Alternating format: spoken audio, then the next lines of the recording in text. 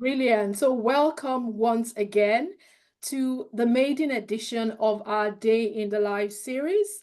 Now, this is a different approach that we're taking to the webinars that we've had previously. Some of you have attended and some, maybe this is your first time.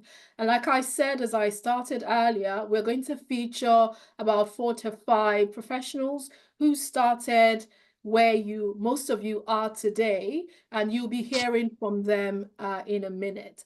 The agenda, we will start by, introductions. I think I've already asked you all to introduce in the chat, so that's what that means. And I will introduce myself shortly. Then we will go straight into why a career in tech is worth exploring. Why should you even care? Why should you even bother? We'll talk about that shortly. And then we'll kick things off by we'll invite the beautiful Faith to take the stage. Hopefully she can turn her camera off. We're going to try and make this as lively as possible. So we're not in person, we're virtual, but let's just, make it as interactive as possible. So Faith, I hope you're ready to turn your camera on because we'd like to see your face. I'll turn my camera on shortly as well. Then we'll look at the steps that you can take if you're thinking about getting into this career path, you want to get into the tech industry. We'll go through very, very high level, a few steps. Then we'll also invite another panelist, Bolaji, who's also going to tell us about his journey and what his day, is like on the job today. And also we'll have question and answers, so you can ask them direct questions. You can say, my question is for Faith, and you go directly. Faith will be able to respond to you. Then we'll do a behind the scenes demonstration very briefly as well, because time will not permit. We'll go through what we have within Sterling Tech Solutions in terms of the tools and templates that we have. So if you decide to come and join us at the end, you have an idea. We are not going to go into everything because it's quite a lot and we have just 2.5 hours. Then again, we'll invite Olajumoke, who is going to talk about her own day as well as a planner. She'll introduce herself. We have her profile. Then we'll invite Adeshola, who is going to talk about CVs, do's and don'ts. Now, that is another thing that we hear a lot. People struggle, to say, oh, how should they, repurpose their CV? Especially, for example, they're making a transition from one field to the other. And there are a few things that people really struggle with. And so we decided that we will touch, it's very light touch. We're not going to go into a lot of detail, but what are the do's and don'ts? So if you decide that you don't even want to join Sterling Tech and you want to do this by yourself, so okay. And sorry, my guys sorry, and you want to go ahead and do this by yourself, so at least you have an idea of how you work on your CV. What are you supposed to be doing? What are the do's? What are the don'ts? And we'll do that. We'll talk about that. And then we'll go into our value proposition. What are we offering? What can we help you with, as you look to transition into tech? So, sorry, I am multitasking my screen. Right, okay. Right. Okay, because my people can't admit people, so I'm having to do that. Apologies for this. Right, so who is this webinar for? You may be wondering. So we believe that these are the categories that we have because people have sent us emails and all of that. So you might fall into category A or B. So maybe you're a non-techie, you don't have a technical background, but you're interested in getting into the tech industry. You've heard about the perks of being in tech, and therefore you have joined us today. Or are you already a tech professional, but you're exploring a pivot into a new career path? Or maybe you do not even fit into any of these two categories. That is still fine.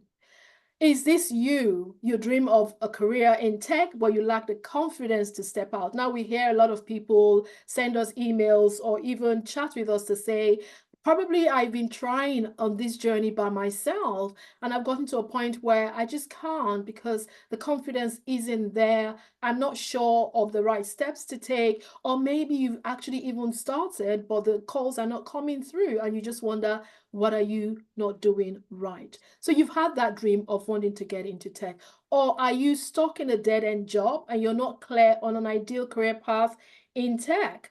Right. And you're saying, oh, I've heard that there is product management. I've heard there is business analysis. I've heard about project management. I've heard about UX, UI design, data analysis. I'm not even sure. I'm confused. I'm not sure what the ideal career path in tech for me, maybe based on your current background, your career history, your skills and experience, and you really want to understand how to go about that.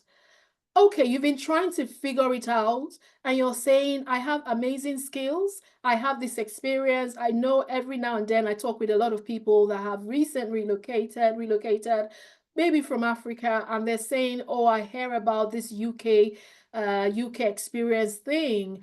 Does that mean there's no hope for me? I have done 10 years of finance. I've done 10 years of banking, of customer, of sales, and all of that. Am I going to throw away all of this? And you're just like, how do I leverage these skills that I have to make a transition into tech? Or now I'm saying this is not for you because we mean business here. We're not wasting any time, right? And so we want people who want to be here because they are serious about this. It is not for you if you just want to be here. You don't want to take action at the end. You're here to observe and you do nothing at the end. You do not believe that it is possible to make a successful career transition. For us, mindset is everything. Belief is everything. You've got to know that again, it's going to be sorry, give me a second. Let me admit these people. They've been waiting for a bit. Goodness.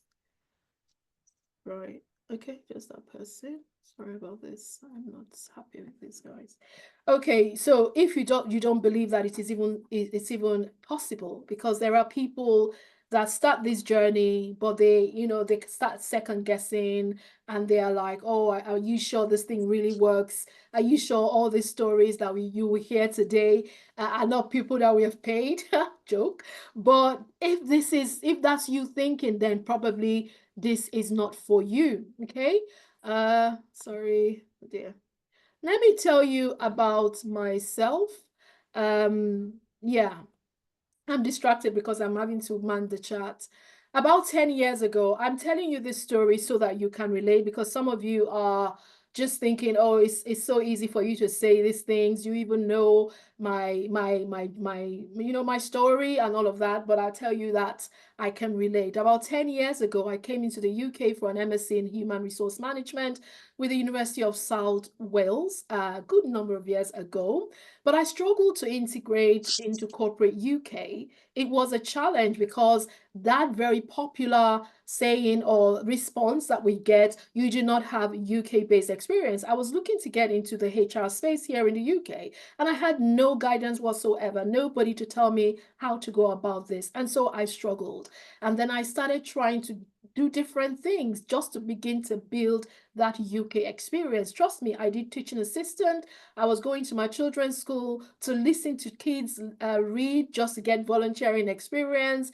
I was a supply teacher. I did a week in a factory. I've done it all. I did customer service call center for nearly 2 years. So I can relate. It was a struggle until I came across someone who said, why don't you consider making a career pivot or career change into tech? And I said, no, that's not even possible because I am not techie, right?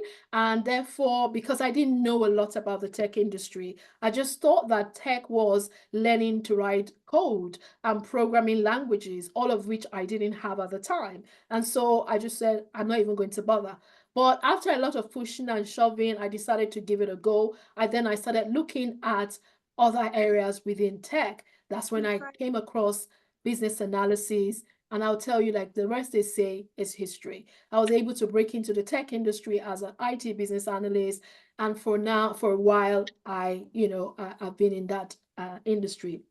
Now, one of the things that I thought was that I needed a technical background until I realized that I could leverage my background in business. So I went into business school to do my master's in strategic human resource management. And so a lot of the modules that we learned whilst we were going through that course actually were, there were modules that was required or was relevant in business analysis, which I didn't know.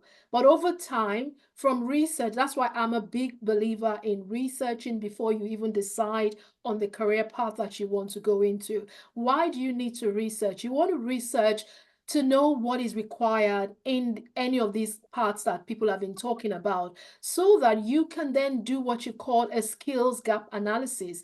That way, you'll be able to say, what do I have in my hand at the moment? What skills do I have that I can leverage that will be relevant to whether it's business analysis or project management and all of these areas? And therefore, that means you will not need to start from the ground up. And so I actually found out that I could leverage some of these skills, and my journey into tech began. After a challenging period, I successfully made a career transition into IT business analysis. And since then, through Sterling Tech Solutions, as the founder, I have been helping a lot of people through the programs that we offer. Because I don't want people to go through what I went through when I was trying to figure out find my way as an immigrant at the time when I came into the UK. Well, I finally identified my core competencies and strengths. One of the things that I will be telling you about, the steps that you need to take, you need to sit down and write down. So you've been in banking for 10 years in Nigeria. What were the skills that you developed over time? Sometimes a lot of us don't sit down to take stock. We just do these jobs. We go through the motion. 10 years, 20 years, 30 years, you've been doing this.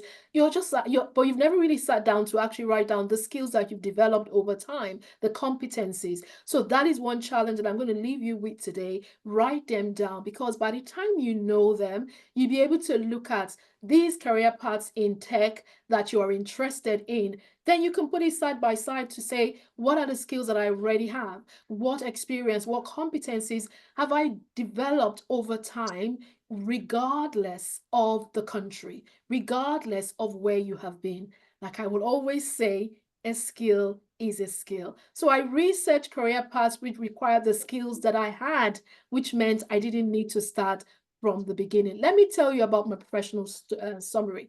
So I'm a career transformation coach and strategist, over 10 years experience within the IT industry, a data privacy consultant. So I did a pivot after business analysis into data privacy. Hopefully I'll talk about that later at the end. And I've been working within global organizations, helping them to develop their privacy program across the globe. And I hold a master's in strategic human resource management, Prince 2 certified, a diploma in IT business analysis, all 5 modules, including the live, oral certification. I had to go through that as a business analyst, and I'm the founder of Sterling Tech Solutions. We are an IT consulting firm, and we are UK CPD accredited as well. Now, tech, and of course, what is it that we do? It's really helping you to take advantage of the programs that we offer so that you can develop relevant skills to make that successful transition into the tech space. And exactly, a lot of people like myself who were immigrants, probably in the UK, the US, Canada, who, had amazing skills and competencies from their home country, but really did not know how to repurpose that. Now we've successfully helped hundreds of people to develop these skills, and they are now tech professionals. And I think that is one thing, that is the history about me. Why do we recommend a career in the tech industry? It's because more people are looking for a career that offers what? Flexibility and financial freedom, especially moms. I think I resonate, or rather I relate very well to moms, because I'm a mother of 3. And I remember when I started this journey, I just, got married, had young kids, but I wanted more. I wanted a career that was flexible and also financially rewarding. And therefore, for me, moms who are saying, oh, I started having kids and therefore my career was put on hold, I tell you, it shouldn't be that way. you can have the best of both worlds. So you can have a family that is well, looked after, and you could also have that financial freedom. Let me give you some stats as well. Tech jobs have climbed by 40% in recent years, with the tech sector currently employing 2.93 million people in the UK. Now, this is, I think, 2 years ago. I can tell you that it has gone up. UK tech jobs are proving to be a rare beacon of light in the wider job market. And the number of vacancies have risen by 36% between June and August. Now, this again is dated. It has actually improved. And this is, of course, according to the jobs website, Azuna. Some of you already know that. Some of you have your CVs on. You have applied for jobs on some of these platforms. And this data was analyzed by Tech Nation on behalf of the UK Government Digital Economy Council. So this is real stuff, okay? Very credible. Now, it also found that while the tech sector saw a decline in jobs advertised during the lockdown, I'm sure a lot of you can relate, that pandemic caused a lot of havoc. But trust me, the tech industry has bounced back since then. And that's why you should even think about it. Because if you're looking for a career path that gives you long-term potential and is also rewarding, it's in high demand. Let me move this quickly so you can see this. It says, so about 90,297 jobs, or 90,297 jobs advertised in a week around August time. And I must tell you, an average of 150,000 in the first 3 months post-pandemic. Now, again, this has actually gone high. Why am I giving you this? Because you need to know that this is a viable a field of work. This is a viable career, especially if you're looking for something that has long-term potential. Some more information again. Did you know, again, in case you're wondering, all of that starts is probably because it's for people who are software developers, people who know how to write code, who are technical. But can I just tell you that that is a myth? Did you know that you can break into tech without a technical background? That's exactly what happened for me. Tech jobs without coding knowledge, they also require a diverse set of skills that can significantly contribute to the industry. What does that mean? Every organization that you see, all the big tech companies, your Apple, your Google, and all the likes. Apple, for example, they of course, a lot of us use iPhones, iPads, and all of that. So they develop these products. But guess what? The developers are not the ones that will sell these products. They need tech sales. They need people in sales. And they need people in marketing. They need business analysts. They need project managers. That's to tell you that the people who are writing code are not the only people that the tech industry is looking for. And that means the skills that you have as a customer service person, as a salesperson, is also relevant within the tech industry. Tech is quite broad. It is vast. It is not just sitting down, writing programming languages, and all of these things. Project management is another critical skill that involves planning, executing, overseeing projects. So if, for example, you're somebody that knows how to plan, you're very organized, and you know how to facilitate conversations, people, that means you already have a skill that is very in demand for project management. You have strong communication skills. You know how to really collaborate with teams, and you can work with technical concepts and maybe non-technical stakeholders. So the business project management is another area that does not require a background in coding, does not require you to learn programming languages.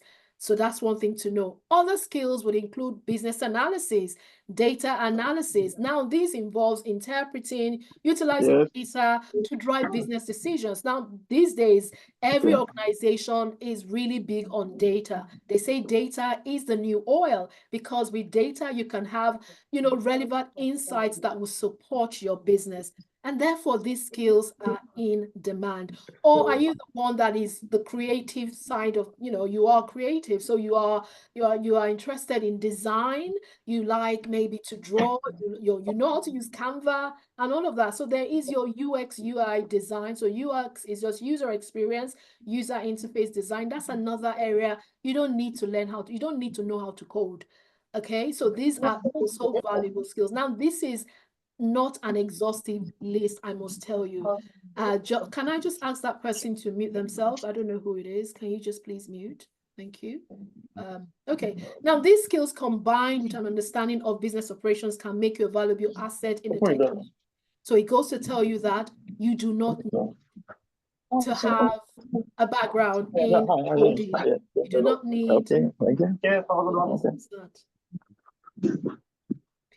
Right. Okay. So now that's me. I'm just telling you now to begin to build that up for you. You don't need to be a programmer. You don't need to be a software developer. You don't need to learn how to write code to get into the tech industry. And we'll talk more about that. Now let's go over to our panelists. We'll hear from real people who can confirm these insights with their own personal experiences.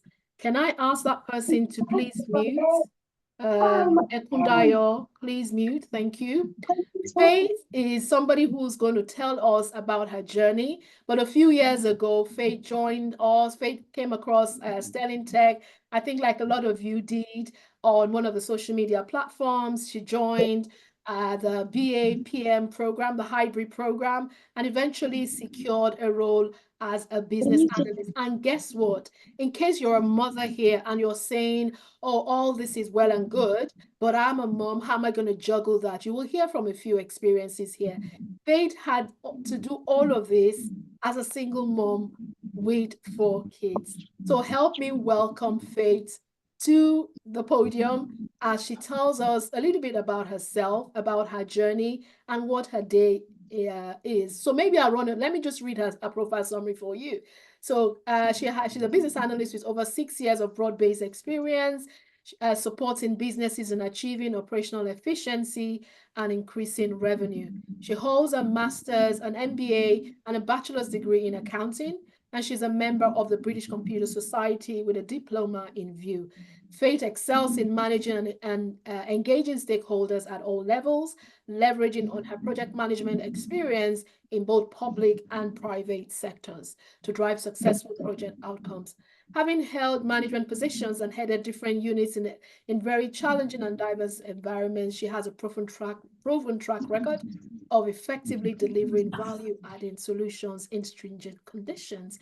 Over the years, she has gained adept knowledge across various industries as a business analyst with both permanent and contract experiences in the United Kingdom. Faith is experienced in delivering complex transformation projects in record time. That is a mouthful. Over to you, Faith. You are welcome. Take it away. Thank you, Veronica. Thank you for having me. Okay, just a bit of correction. I have 3 kids. Yeah, you keep giving me one. Giving me one additional kid. Right, okay. Pardon us. That's right. Thank you, everyone, for being I'll here. give you a car. Just touch on 3 points in the 10 minutes I have. My journey to being a business analyst in the UK, my typical day as a BA, and an advice for upcoming BAs. So I moved from my home country, Nigeria, in 2020 after I lost my husband. I have 3 kids, so I relocated with my 3 children. And like most immigrants, when you come in, there's that confusion at first, not knowing what to do, where to go.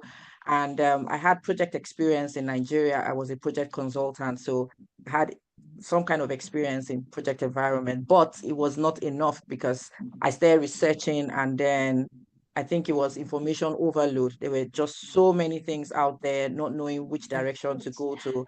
And then everyone said, as to be in tech, you must learn programming, you must know how to code. That was the information out there. And I was a bit scared because that was just not my thing.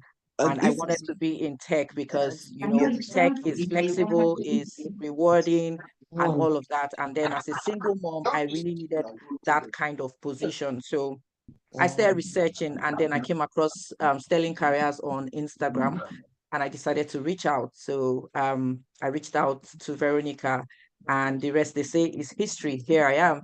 So I joined Sterling Careers in 2021.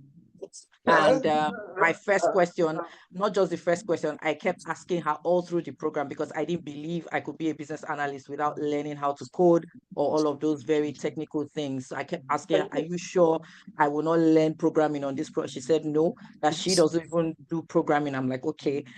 Halfway through the program, I kept asking, is this all? And she said, yes, you don't need to code, you don't need to do anything. And I said, and I will be successful like this. She said, absolutely. So thankfully, till now, I don't know how to code, but I'm a professional business analyst. So I joined Sterling Careers, and one of the major things that transformed everything for me was um, identifying my transferable skills. Because when you think you have so much and then you don't have a direction, you're just lost in the whole process. So her identifying what I already had and I could leverage on that, that was the starting point for me. And then I realized I had so much when I thought I had nothing, because she made me realize that. And from then on, I got into projects. And the thing with Sterling Careers is when you do these things yourself, I mean, a knowledge gained can never be taken away from you, no matter how far you go. You take the skill on with you, even if you leave Sterling Careers. So that was it for me, because it was hands-on, not just somebody telling you what to do. You do the projects by yourself, you get involved, you get your hands dirty. And I must say, it's not a walk in the park. I like that phrase from Veronica, and I say it a lot because it has kept me going, knowing that there are hard days. I mean, if you need to succeed, nothing is really easy. So there are hard days. You will need to do the work yourself. You will need to research. And I see a lot of business analysts today just wanting everything thrown at them, or it doesn't work that way. Even in life, if you want to succeed, it doesn't work that way. You must learn to do some things by yourself. You get the right knowledge and then you ride with it. So that was it for me. I kept researching, even in the projects I was given. I worked with other business analysts and project managers. So we researched together, we worked as a team, we did our individual work. And then on, the CV building, the interview process, it was more like Sterling Careers holding my hand all through. And when I got out, it was a bang, because my very first job, when I applied, when I started applying, I got two major offers, one from a pharmaceutical company and one from a university. And then I was turning between choosing which of them was the best. So after, of course, proper consultation, I went for one. And the other one, because of how I performed in the interview, they were willing to hold the position because they were looking for 4 BAs, and they said they were willing to hold the position for 6 months. I'm like, no, I've chosen something else and I'm not coming back. They kept believing that I will come back. They held it for 6 months, but then again, at the 6th month, just when I thought, okay, maybe I can think of something else, and boom, I had two other offers, one in the present company I work with, and then another company entirely. So I was always getting these offers. That's my story. Everyone's story is different. Everyone's journey is different, but I got two other offers, and then I decided to go permanent with the company I am presently, because it's flexible, is financially rewarding, and all of that. So my typical day as a business analyst is I communicate with stakeholders a lot, gathering requirements, managing those requirements, creating process flows as is and to be solution, and also documenting all my findings, my requirements, managing them, and recommending solutions to the business. So I'm not there to tell them what to do, but I can recommend based on what I've gathered, identifying their pain points and seeing where they want to be. I can recommend solutions as a BA. So that's typically what I do. In all these short sentences, there's a lot of like parent-child relationship. There's a lot of 1A, B, C, D, and all of that. But I would say as a business analyst, all you need is the right knowledge. Get the right knowledge. There's so much out there, so much misinformation. I don't know why people do that, but you need to be in the right place. If not, you will struggle. I know a few people who joined some other, this is not to put any program down, that's why I'm not calling names, but I know a few people who joined other program until now, they still come to me that I don't run a company. They come to me for consultation because they missed that foundation. So I would say as a PA, get the right knowledge. It's important to get the right and be open to learning. Create online CV on the right. Be open to learning and be ready to do the work, because it's not going to be easy, but it's rewarding at the end of the day. So that's basically about me. If there are any questions, I'm happy to take them. Thank you, Veronica. Thank you very much. So I'm just wondering if you have any questions, can you raise your hand? So probably give Faith, I know you summarize your typical day.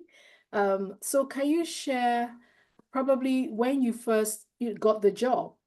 When you first started, okay, because it was like, completely new to you. Yes, you had been through the program and all of that, and you now had, and I think I remember it was a contract job. How Yeah. was that for you, sort of getting on, and how did you navigate that? What would you say helped you in terms of the skills that you had developed before joining, uh, or before getting that job? I hope.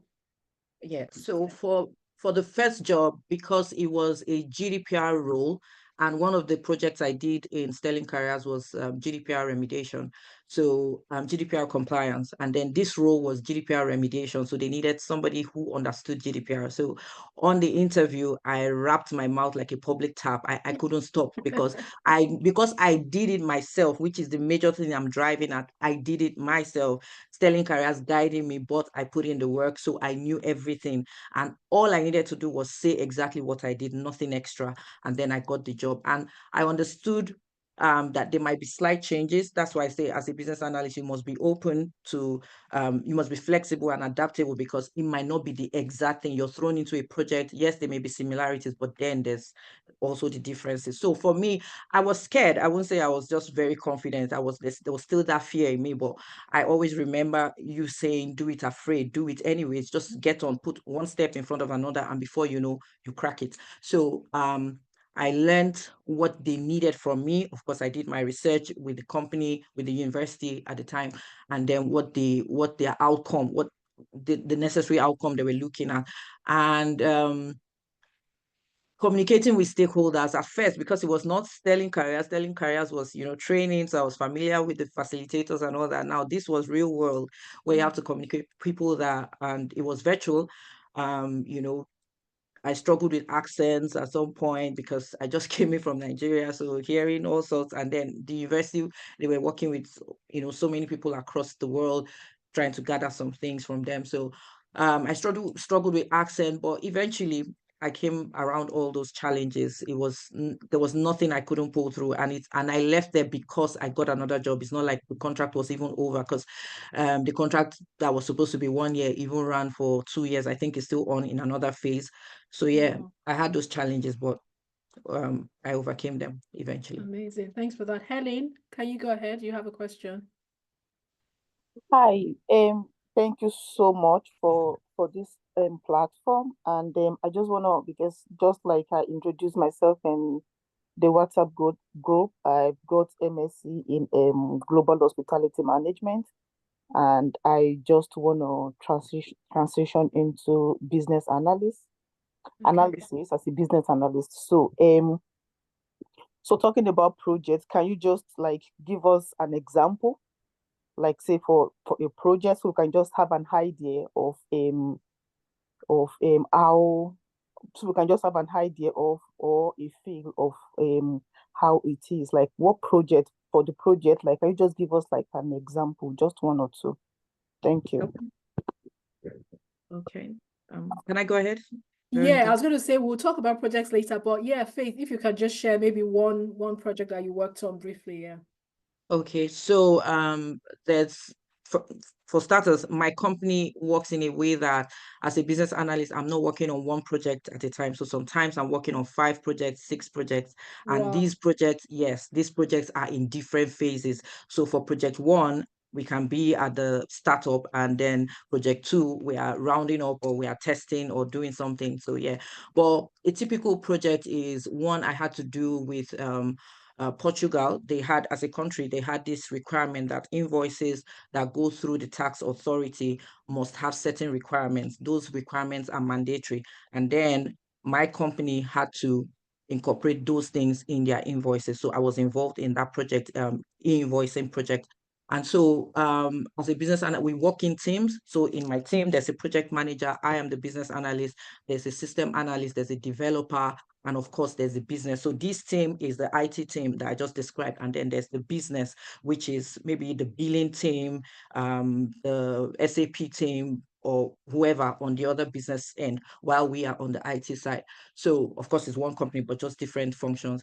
So starting with the BA and the project manager. So while the project manager is trying to understand the scope of the project, the business analyst, which is me, I'm gathering requirements, speaking to the necessary stakeholders. Sometimes they direct you to this person, you gather the knowledge you need from them. So what do you do in the billing team? How does your process run? This is you gathering requirements. So you need to understand what they do on a day-to-day basis, because they are involved in the invoicing. So what do you do? From which systems do you operate? Do you send to one system in what format? And then they say things like, oh, in PDF, this one is sent in EMC, this one is sent in CSV. You gather those requirements. Now, there's also the tax authority in Portugal. You relate with them as well to understand the regulatory requirements that your company must fulfill. So when they tell you that, oh, okay, for PDF documents, they must have these requirements, but any other format, you don't need to have these requirements. And also, these requirements are for only invoices that will get to your customers, because there are some invoices that are within the company. So maybe company to company, maybe one, the branch in Portugal to the branch in Brazil. Now, that doesn't need to have the requirements. So they tell you things like that. You gather all this information. You're speaking to the business people, you're speaking to the tax authorities, you're speaking to the subject matter experts in the company, because of course we have a tax department, so tax compliance, tax advisory, and then you're gathering all this information, because you don't want it to be said that you missed a major requirement because you did not do your findings well. And then at the end of the day, something goes wrong. They put the invoice through the portal and it's rejected. Now they start tracing back what happened, and it gets to you as a business analyst. You didn't do the background work. Now that would be a fail. So you gather all these requirements, and then when you gather, you document them, you go back to the business to say, okay, this is what you said, this is what I gathered. Can you validate that this is correct? This is what you mean. So our understanding is the same. And then they go through it. So you do this by email, you hold, you facilitate workshops, you have one-on-ones, or you put them in a group, however, works for your company. And then they validate that, oh, okay, yes, I said this. Oh, can you add this? At some point, at that point, some are remembering new things that they didn't say before. Oh, yes, please, we do this, add this and all that. Now I am not the subject matter expert. I am just gathering information. So they know what they do. And then I gather this and go back to them to validate. And once they do, we document that. My company uses the BRD, the business requirements documentation. We put this nicely, and then the business signs off. So they go through it, read everything, and then they sign off. So once they give their sign off, you as a BA, you've done your work, and then we hand over to the system analyst to start designing. That's how my company works. And of course, when the system analyst is designing these things, you as a BA, you're also involved, because they don't understand the business requirements. They just understand, they are the ones that did all those coding and all those things. So they just know that, okay, the business wants this, and you're putting use cases together and all those things they look at, and then they design like a prototype of what it should be. So they have a mock-up of the invoice, mock-up meaning like a sample of what the outcome will be, and then they show it to you as a business analyst. So this is your understanding, because this is what you captured. You to go back to the business to say, this is what it should look like. You validate with the tax authorities that, okay, this is what should be in place, and everybody says yes, or if there's a defect, you address it, and then we go to testing, user acceptance testing, UAT, and regression. UAT meaning you're testing that this solution that is being provided should work as it is. And then regression is you're testing that what you have made, for example, the changes you have made in Portugal has not affected another branch like Spain. So that's regression. So you're testing Spain, that Spain invoice is still going as usual, because they probably use the same back-end system and all of it. It's a very long process, but I'm just trying to break it down. So this is how we work in teams. And at the end of the day, when you finish all your testing, we go into production. So we move from testing environment to production meaning the actual thing. You're putting the invoice through the tax authority system, the portal, and everything goes through. Then you go to hypercare. Hypercare is like a period where we watch that what you've done in production, there are no issues. So maybe depends on the project, we can watch for 2 weeks, for 1 month, depends on the exact project, the magnitude of the project. Wow. And then once you watch everything has gone through as it should, no issues, then you close the project, and then we move on to something else. And this project I described can happen with 5 other projects happening at the same time. So one project can be in UAT, another one can be in regression, another one can be in scoping, another one can be, all manner. So this is my typical day. I hope I answered your question, Wow, Helen. you more than did. That is very, very detailed. Helen, are you okay now? Yeah, thank you so much. Thank you. Yeah. So don't worry because we will talk more. We will talk about. So I think one final question before we let you go, Faith. So I feel like a proud mom listening to you now You should. talk about that, knowing how the journey started and all of. I'm so proud of how far you've come. Well done. We're really happy. Thank you. So one last thing, would you say everything that you talked about, what are the things that you say you learned from, going through Sterling that is helping or helped you when you started, just in case people are saying, if I get onto this program, will I know enough to be able to, work on a project like what Faith has just described? I will say one thing. There were many things stood out for me, but one thing is the support I got. That support was like, I got the right knowledge, and the fact that you didn't let us be lazy. That was one thing. Yes, you didn't. And there were times I had to wake up, like put my children to sleep, and 1 a.m. I'm up trying to, do one of those assignments, maybe because I'm presenting in the next meeting and all that. There were tears in between, but I mean, I'm I'm reaping all of those things. So you didn't let us become lazy. You didn't just leave us to ourselves. So the support was one thing, and then the knowledge. Like, you just knew it was as if I didn't explain everything I was going through or everything I needed, but it was as if you just got me. You just understood where I was. Obviously, because you have been an immigrant, and then you're a mom, so you've been through these things, and then you know how hard it is to break into any system in the UK. It can be really hard, especially with so much wrong information out there. So for anyone, honestly, Veronica did not have to pay me. She didn't pay me for this information. I'm a true testimony. My sister-in-law is on here. Sorry, Andrea, if I pushed Yeah, the button. she might And come on now later. she's on here because she saw me when I first came to the UK. She was one of those people that saw me, and she knew how broken and distorted I was. And then she knows how I am now, how God has helped me through Sterling Careers. There's no other thing I know about business analysis. Everything I know that I've come this far is from business. I've been saying I will complete my project with BCS. I'm still on the journey. So I can't even say it's that knowledge because I'm not there yet, but it's Sterling Careers. That was my starting point, and that gave me every boost I needed. Wow, thank you so much. Thank you. Okay. Thank you very much. If anybody has any other question, please put it in the chat. Because of time, we're going to move on. Faith, again, we're super proud of you. Thank you for being Thank you here for and having for me. sharing your experience with us. So we will be moving quickly to the next. Can you still see my screen? Just a minute. Let me close this here. Okay. Right, 1 second. Can you guys still see the screen? I'm not sure. Can you see the screen? Sure we can. Oh, okay. It's not letting me for some reason. Okay, I'm going to stop sharing and I'll share again in a minute. Yes. Okay, thank you, Balaji, for that. Right. Okay, give me 1 second. I shall reshare in a minute. So I hope you found that very useful. Yeah, just a minute. Something is not right. Okay, right. I think it's my network is just slow. Oh, yeah, it's coming now. Right, okay. So let's quickly move on. I think Faith has already shared and we've covered questions. Now, I have a question for you, and I'd like you to please respond by typing in the chat. What is your current situation? Type 1 if you are sick and tired of your current job and you need a change. 2, if you would like a career that gives you flexibility and pays very well, like Faith. That was what Faith needed. With a mom of 3, not 4, 3. She needed, I remember then she was like, the money, the flexibility. I want to be able to work from home and still do my school runs. I remember your very first contract. You could take time off to go and pick the kids and come back to your work. Then you used to ask me, and I used to say, just tell them. That's the beautiful thing about tech, the flexibility. So are you in that situation right now? and you're tired of waking up 6 a.m., 4 a.m. to 4 a.m. to run to one job, one shift or the other. Or you type 3, please, I'd like you to know, we want to know who's here.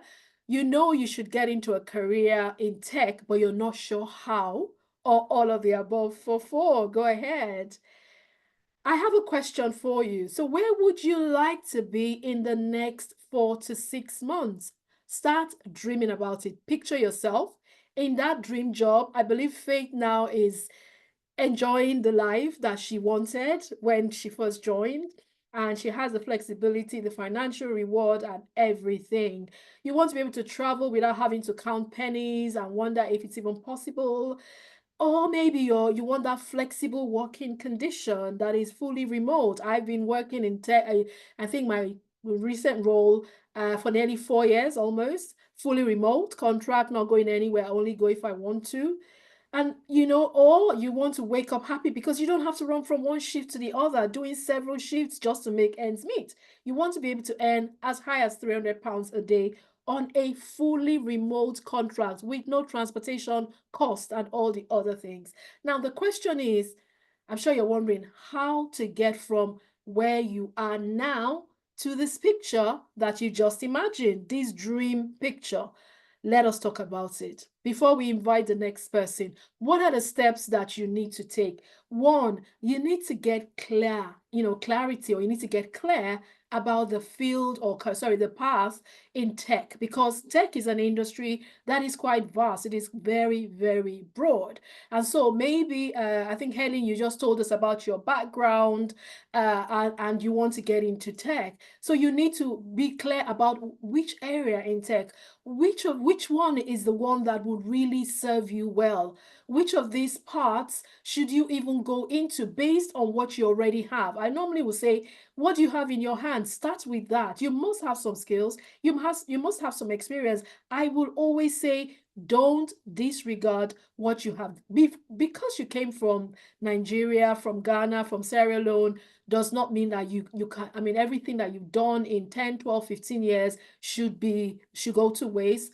No, but you've got to be clear about which of these skills and competencies are relevant. So that's where the research comes in. Now, at Sterling Tech, we will work with you to help you get clarity on what steps to take. Like Faith has just said, a lot of it is the support that you get with us.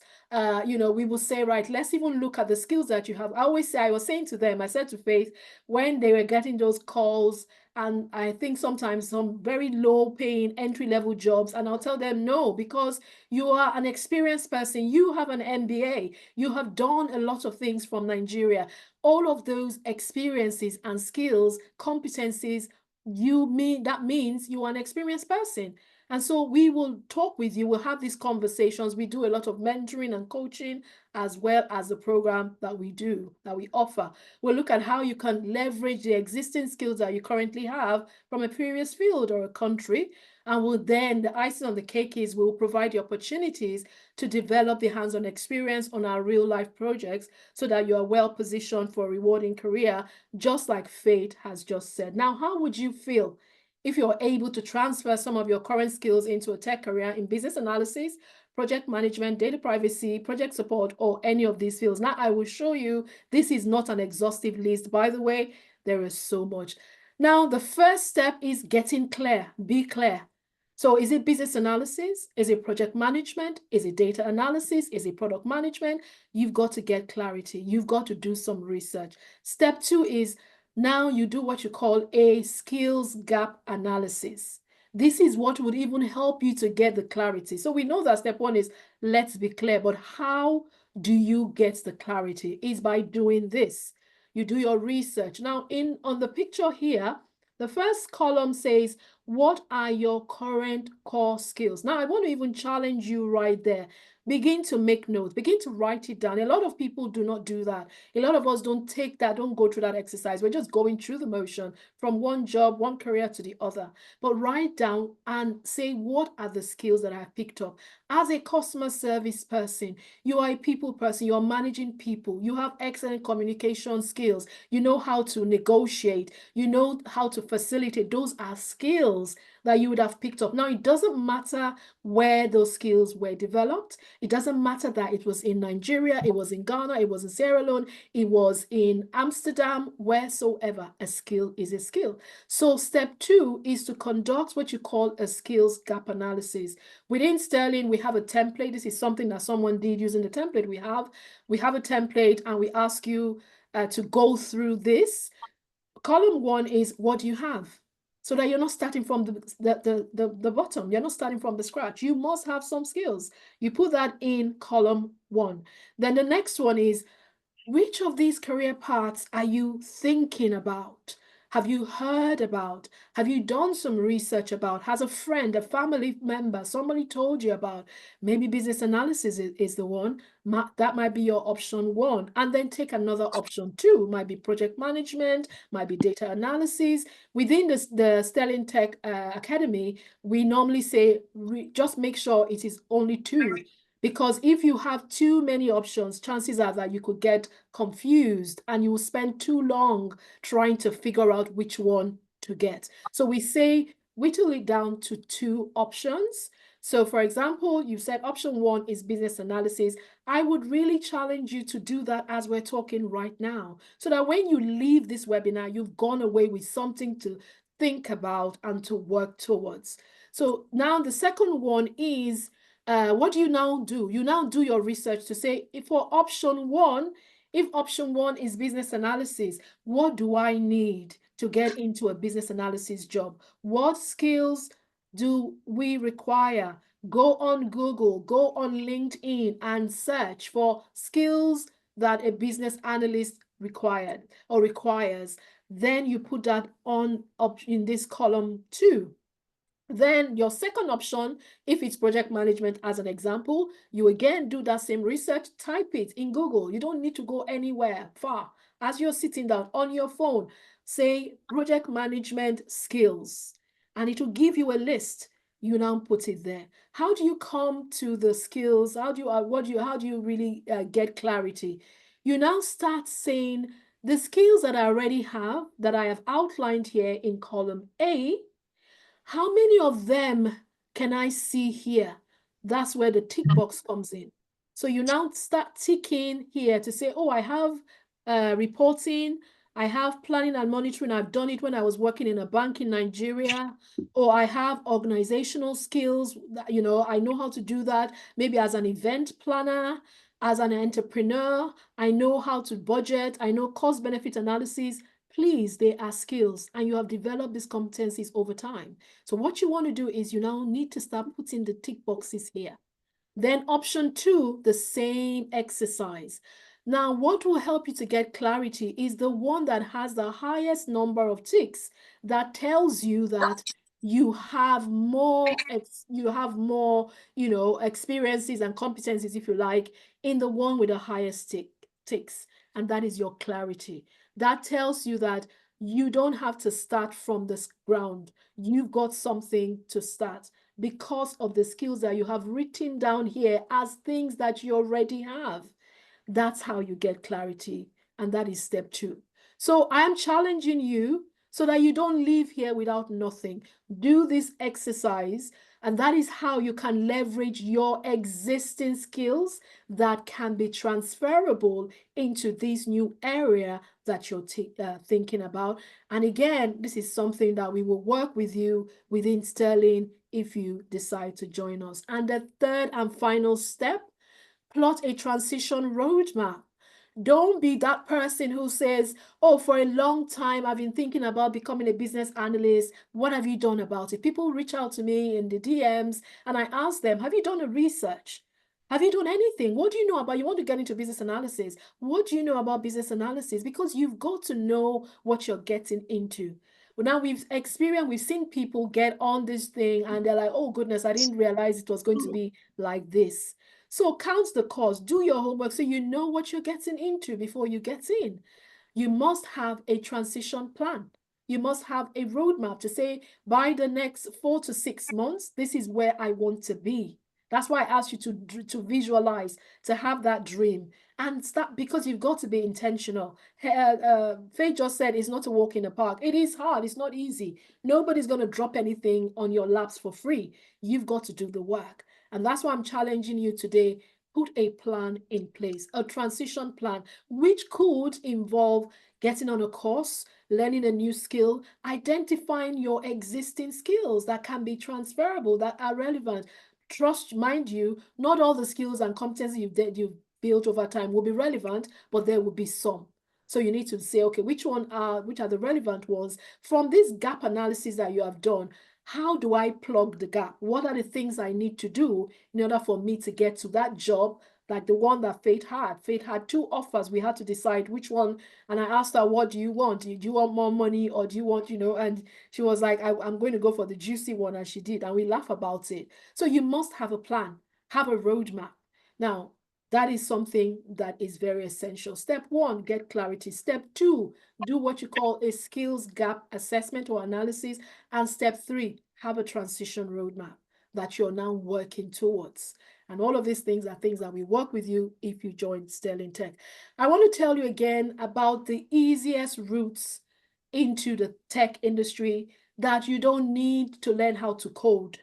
A lot of us don't. I'm not a coder. I don't want to learn how to code. I don't care about it because it's not going to give me anything. But there are people that love it, right? But the point here is the tech industry is quite vast. Like I said, there are several areas within tech that do not require coding. Now, this is a list. It's not an exhaustive list, by the way. But there are easy routes that you can explore if you want to get into the tech industry. Now, you could decide to get in as a business analyst, and over time, in another 3, 4, 5 years, you might say, oh, actually, I like the very technical side of things.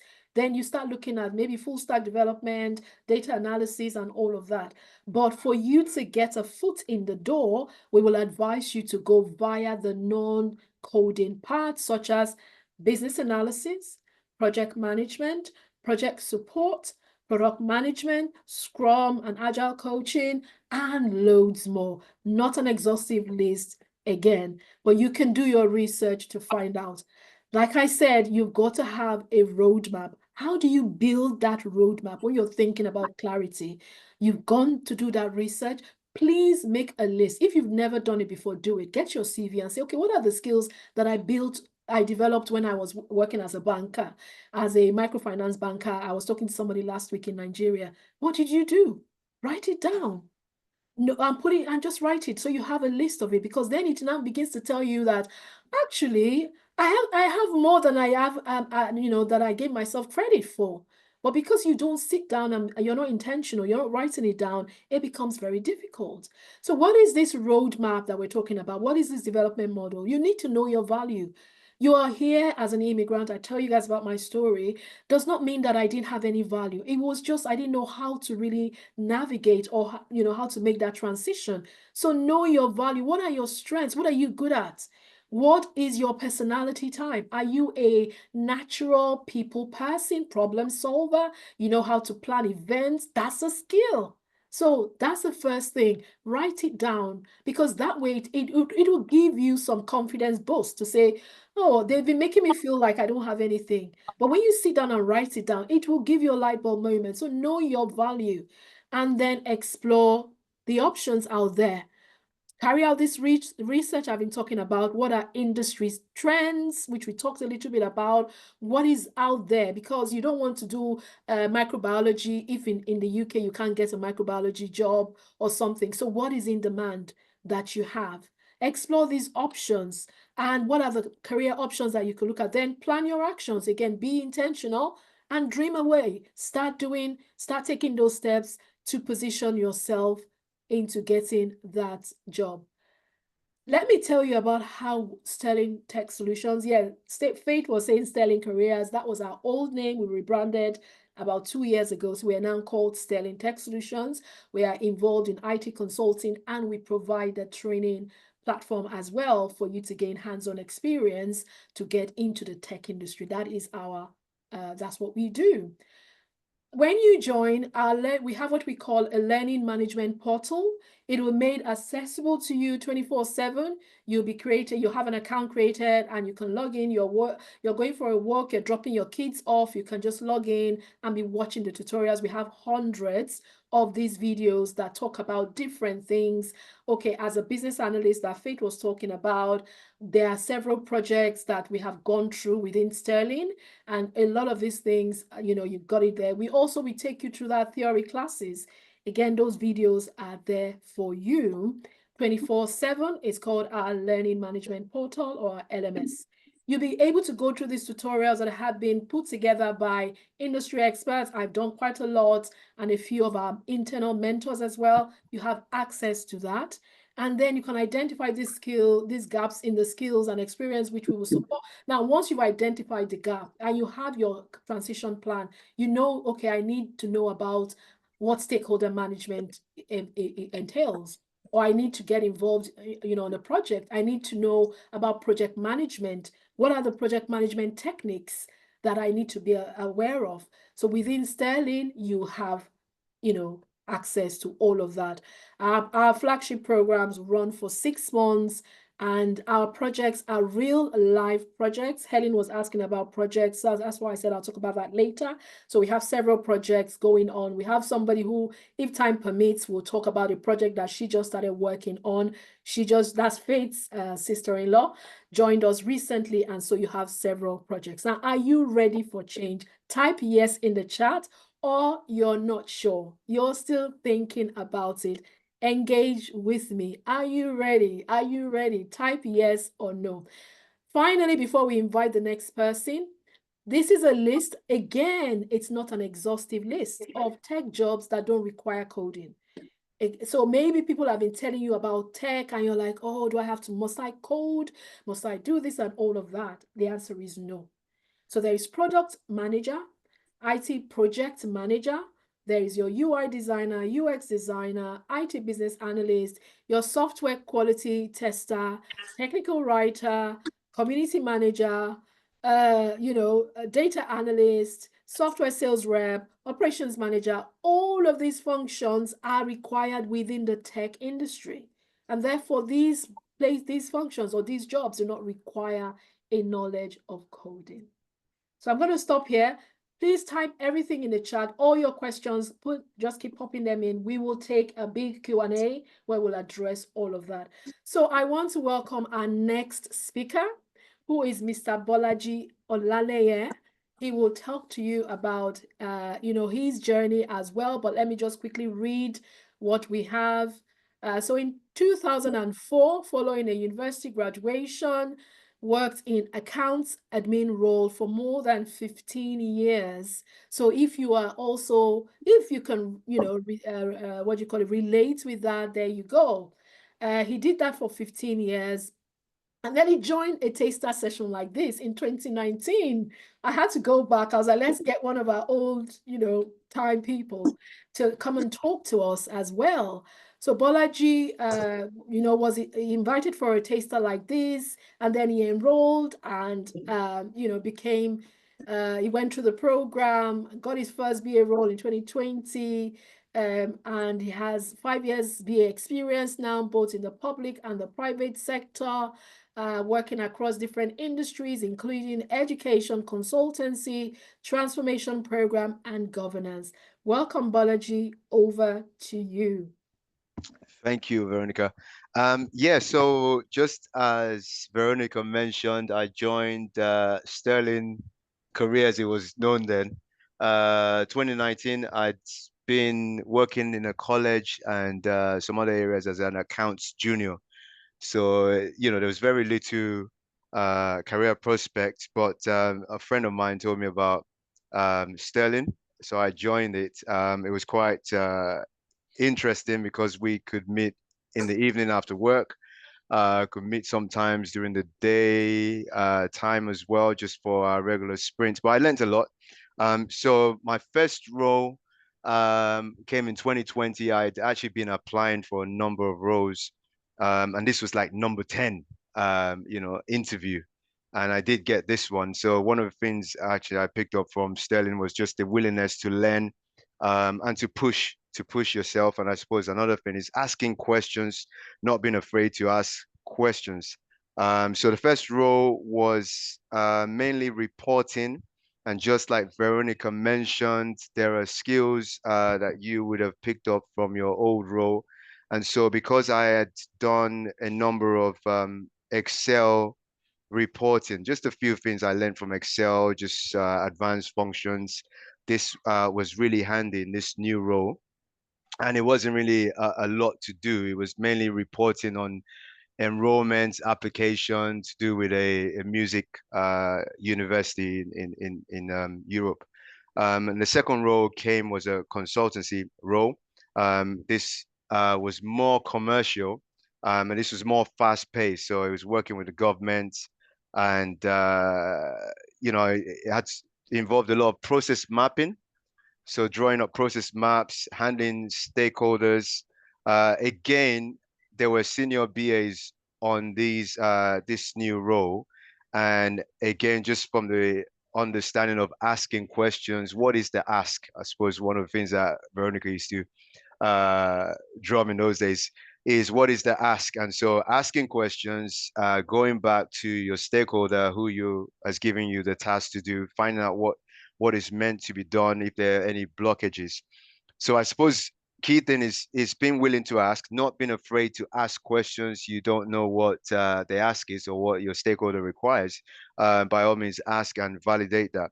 And so the last role, which I've just finished, again, this is a contract role. So the first two were permanent roles, a full-time role. This third one was a contract role, which I just finished in August. So the two difference, I think, Faith mentioned earlier on, you could work permanent roles or you could work contract roles. This one had a limited shelf life. So it was meant to finish, I was meant to complete the contract in April, but it was extended to August. And so this one helped me gain more understanding of third-party management. So their IT was outsourced to a service provider, and they wanted to bring it back in-house because it was costing them a lot. So they required a team of people, project managers, BAs, solution architects. And so they brought us in to look at gathering requirements, looking at the discovery, looking at what processes the old service provider was using, if there were any. In some cases, we found that they hardly had any processes in place. And so we had to drop new process maps and just making sure that there was a transition from the old to the new. And so that was a lot. So I suppose what I've learned over the years was Sterling career helped me to, just knuckle down, ask questions, be willing to learn outside of just the learning portal and the regular meetings we had. I would do some other learning on Udemy. And then we were encouraged to go for the foundation. It was actually the minimum. I think Veronica said we could go for foundation, and some people were looking to become program managers, so they went for the other option of Prince 2 and whatever you had out there. So far I've done the BA foundation exam, and so that looked good on my CV. But obviously the other thing I learned was the just learning to put together a sprint, backlogging of sprints, and just of recent, I've just done my product owner exam. And so again, these exams are not in themselves difficult, but again, your willingness to put the time and the effort, you can ace them with little difficulty. So, what I would probably say, sometimes as a BA, you come to a place where you have an imposter syndrome. So you could be at work and you doubt yourself. And you know what? I don't have a clue what I'm doing here. And I had it in one of the And that in the happens last. a lot, doesn't it? Yeah, it does. It So does. Yeah. so I said to this other guy, I said, hey, listen, I don't have a clue what we've been asked to do here. He actually said the same thing. He actually felt, you know what, everything that they're saying is going on. And over the next, few weeks of just attending meetings, asking questions, looking at documents, looking at what problems there were, looking at other documents like risk analysis, risk assumptions, and all these other documents that they have. You begin to immerse yourself into a project and into the field. And I think if you ask the right questions and you're not afraid to ask and you're willing to learn, yeah, you can learn you can learn a lot and gain a lot of experience. And by all means, one of the blessings of this is the fact that these three roles have all been mainly remote. So I barely traveled out for the last two. The first one was down the road because I live in Sussex, so it'd be difficult for me to travel into London to get better pay. But the blessing of this is the fact that it's been mainly remote, and it's really helped my finances in many ways. So yeah, has anyone got any questions? Thank you. No. Anyone with a question before I ask any question? Anybody? Any question for Bolaji? Raise your hand. I have a question. Oh, Who is that? Helen. Helen. Okay, go on then. Okay, thank you. So, because personally, I've done some research about this whole thing, and I learned there are some tools used like Jira, Tableau, what not. That is one. Then secondly, how do you take, for instance, how do you deal with maybe difficult stakeholders? How do you go about dealing with them, or difficult managers? Thank you. Okay, so for the first one, to do with Jira, it's like I'll use an example of accounting. So if you're an accountant, you will understand the concepts of accounting. You just have debit and credit. And so you move into a new work situation and you're asked to use a piece of software. Now, the concept actually still remains the same, but you would easily graft into the role because you understand the concept of every debit has a credit. So with Jira, really and truly, what you do in Jira, you can do in Excel. It's just that it's more easier to manage and it's got icons to help you navigate. It's got a better interface and it's designed for project management. So it's basically Jira is just a list of bulky tasks to do, and then they're broken down into smaller events that need to take place, and it's worked out over a period of time, assigned to um, different people that are responsible for those tasks. Now, if you did it in Excel, you would mainly probably have different tabs for the different assignments or the different people that you're assigning a role to. So it's pretty much the same thing, but you just have a piece of software that helps you to manage the task better, and it helps produce reporting. So it's not actually using, yeah, it's not that hard to actually to understand how to use it. So it's a very simple piece of software. So it's not doing the work for you, it's just helping you to manage the work, and so that people can easily go into that and refer to this was done there, this was completed there. Here is a report of how quickly we're turning over things. So that's one. And the second question that you asked about dealing with difficult stakeholders is that's probably an interview question. Yeah, For every exactly. BA, you must know that. So it's really just knowing their pain points, yeah, and finding a way to get them have a buy-in, as in, okay, we're trying to supply you this system. We're not trying to hinder your work, but this change is going to really help your work. So it's really finding out, these are the pros of what we're doing. It wouldn't take you long if you could spare 5 minutes just to help highlight this, or what will work better for you. So if it's you putting yourself in their shoe and finding out why are they being difficult, and then how can you help? And sometimes with people, some people just have bad communication skills. Sometimes in different cultures, some people speak more harshly, but when you're looking at them, they're not actually being harsh. It's just how they talk. Okay, so it could be just as simple as understanding people. I think mainly one of the things that's really helped me is just people skills in this role. Just learning to talk. My first role, I asked my manager why he employed me. Did he have any other interviewers or interviewees? He said, oh, actually, I had about 3 people that were better than you. Oh, And I wow. said, So why really? did he interview? Why did So, he hire you then? so at the interview, he asked me, are you reading a book? And I said, yeah. So I said, oh, I'm reading this book, Wild at Heart. And I told him about the book. And he was like, wow. And so we just started chatting, said, yeah, I like reading. And that was really it.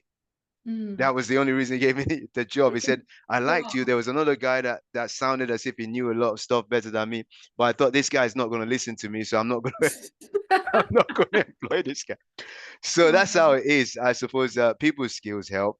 Yeah. Asking questions. Don't be afraid to ask questions. I think I'm reading a book called Start with Why. So it's actually about asking questions. So yeah, I hope that helps you, Amazing. Ellen. Thank you so, so much. We are running behind, so Yeah, we will sorry. move. Thank you so much, Balaji. Now, if you have any more questions, put it in there and we'll cover it in the end. I was just going to say to Helen, Jira is a tool that we also use within Sterling. And so Faith and all those that have been through the program have used Jira on our projects. Now, there are so many tools out there. You can't even name them.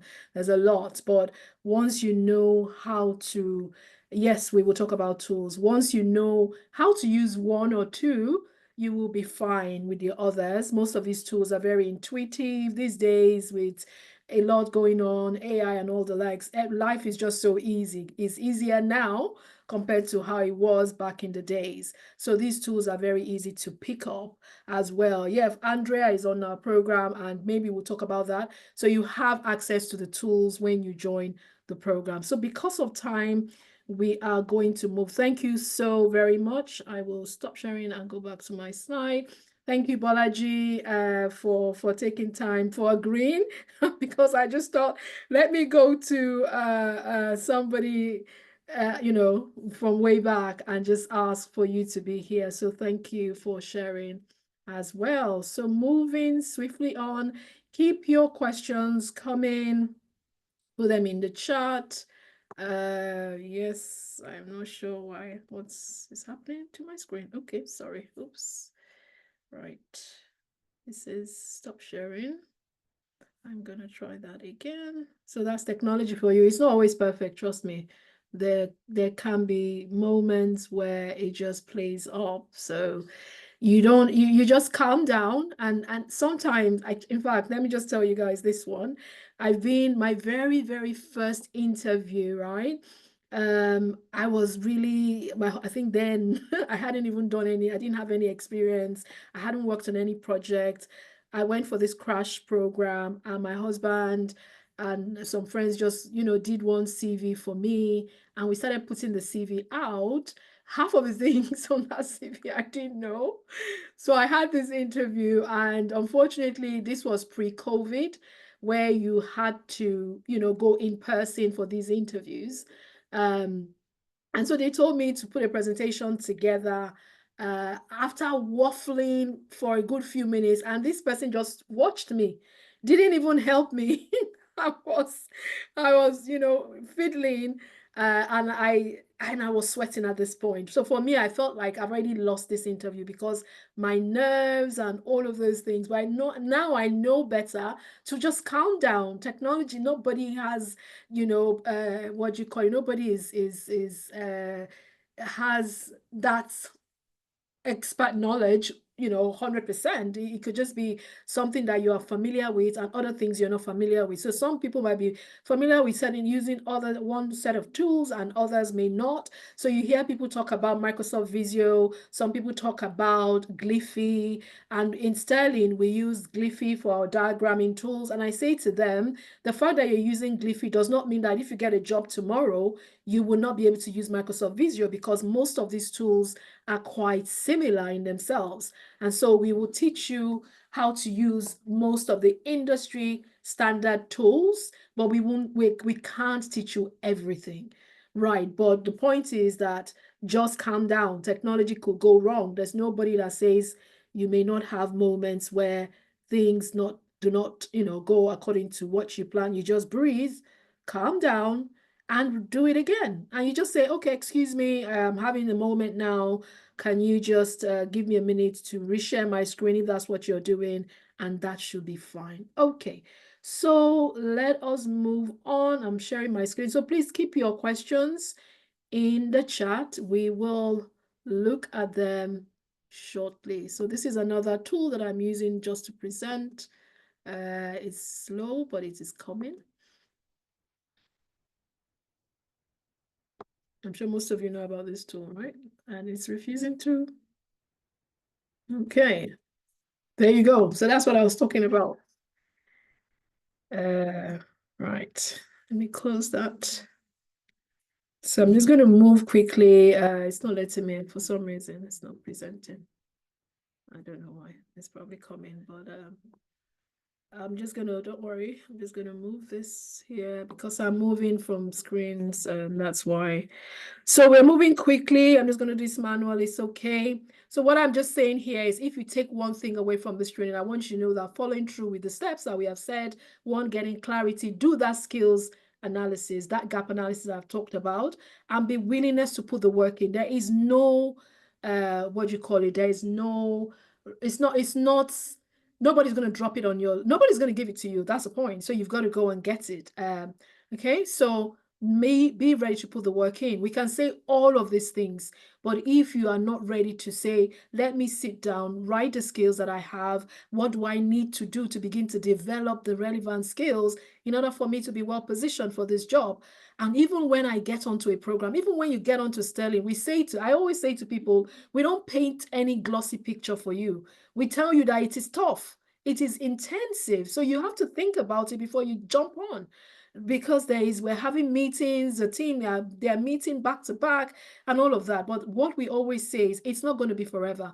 It is just as you're developing yourself. Once you get that job, you start coasting. Okay, but you've got to be ready to put the work in. So let's welcome to the stage Ola. Let me try to present again if it will let me.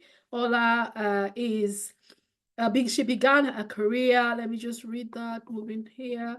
Ola began her career as a researcher at the University of Wolverhampton before proceeding into academia. So some of you might be in that, in the same shoes. And she wanted more for herself as she was not getting the fulfillment she wanted. And this led her to transitioning into the tech world. She is a Sterling Tech alumni who distinguished herself with her exceptional contribution towards the success of the GDPR project. So that was one of the projects that Ola worked on when she was in Sterling. Now she currently works as a change/data analyst, which I was shocked because when she came on, she did project management, did a bit of business analysis, but she's been able to pivot because of all, how well she's done so far. And she works with the MOD for those of us in the UK. Ola currently holds several industry standard certifications, including Prince 2 Professional, Scrum Master, PSM1, Lean Six Sigma, Yellow Belt. And out of work, Ola is a wife. So if you're here and you're thinking, oh, this is just for the men, no. She's a wife and a mother of one, and she loves to bake when she has the time. Welcome, Ola. You've got the stage. Over to you. Good evening, everyone. Good evening, Veronica. Thanks for having me. It's good to be back here again to share my story. My name is Ola Jumoke. A lot of people call me Ola, but those who know me very well call me Jumoke. So my journey into tech from academics, after I finished my research, my PhD degree. We're not seeing your face. I thought we were going to see your face, Ola, now. I'm in the car. It's really dark. That's okay. That's fine. Yeah. Okay. It's really dark. I don't know if you can see me. Okay. I'll try to turn on my video. Okay. So when I finished my PhD as an immigrant, I was looking for sponsorship. Hi, good evening. I was looking for sponsorship, and the first one that came my way was from a secondary school, a very popular one in London. So it came with sponsorship, and I grabbed the job. It was a secondary school teacher from a PhD degree to a secondary school teacher. I grabbed the job. I loved the job. I was doing it, but after a while, I was not feeling it anymore. I was getting to that breaking point. I love the job. I love the students. maybe not the school, but I love the students. But then I was not getting that feeling anymore. I was totally out of that place. I was not connecting anymore. I remember my first conversation with Veronica, and she said, "Don't resign your job." But then I was almost at my breaking point. The next time I was talking to Veronica, I said to her, I'd resigned. My resignation came as a shock to everyone around me because I had no plan B. I had no plan B. All I knew then was somehow, I'll make a way, I will break through. I started with Sterling Careers. I was working as a supply teacher. I would travel from home to another school in London, inside of London, go in the morning, come back in the evening. I was doing that 5 days a week, which was more stressful for me. And then I would come back at night. I remember when I'm on the train, I would listen to my Sterling Careers theory. So that was always plugged in my ears when anytime I'm commuting to work then. And then come back in the night, and then we went on the project. It was hard. As a mother, put my son to bed. And just like Faith said, it's not a walk in the park. You get your hands dirty. Immediately after the theory, if you're thinking of coming into Sterling, which I will encourage you to, you can't be lazy. If you're going to be lazy, you're not going to achieve, you're just going to waste your money. Let's just set the background now. If you do not want to put in the work, you'll be wasting your money because you will not get the full advantage of being in Sterling. We will come back from work, put my son to bed, everyone's gone to bed, and I get into the other room, get my computer with my team members, and then we get working. I remember the BA then, Helen, would always tell us, ladies, go to bed, it's late. Helen would stay with us till late, and we will stay till late until we get the job done. My story is different from Faith's story because I didn't land the job immediately. So everybody's story is not going to be the same. That's another tweak to it. Yeah. My story is not like Faith's story. With my academic background, I had some skills I could leverage on. My presentation skills was top notch. My communication skills was top notch. I had schooled in the UK. I did my master's here. My master's was in science. My PhD was in science. I had presented in international conferences, local conferences. So I had very good communication skills. That was not a problem. But I did not land a job. I was still doing my supply teacher. Then the next job that came was through an agency. It was fully remote. I stopped the supply work and I was doing fully remote with HMCTS. That's the Crown Tribunal Services. I did that for like 6 months. Then I got a full-time role with the probation. My story is the case of do not despise the days of humble beginnings. People thought, Ola, from 35K, my salary as a teacher was 35,000, which was a lot for me then. And then I went back to not having a stable income. And then I went into full-time probation worker, 24,000. People were like, are you okay? I said, yes, I know what I'm doing. I know somehow I will get to where I'm going. So it was a huge slash in my income, huge slash. But I knew I had my eyes on the goal. And I remember Veronica would contact me here and there. How is it going? What's going on? I'm thinking about you. Veronica is mother hen, if you want to know. She's mother hen. She would look out for you if you put in the work. If you put in the work, she will look out for you. So I got into probation and then I was doing my work. Everybody loved me, my team. My team was very small.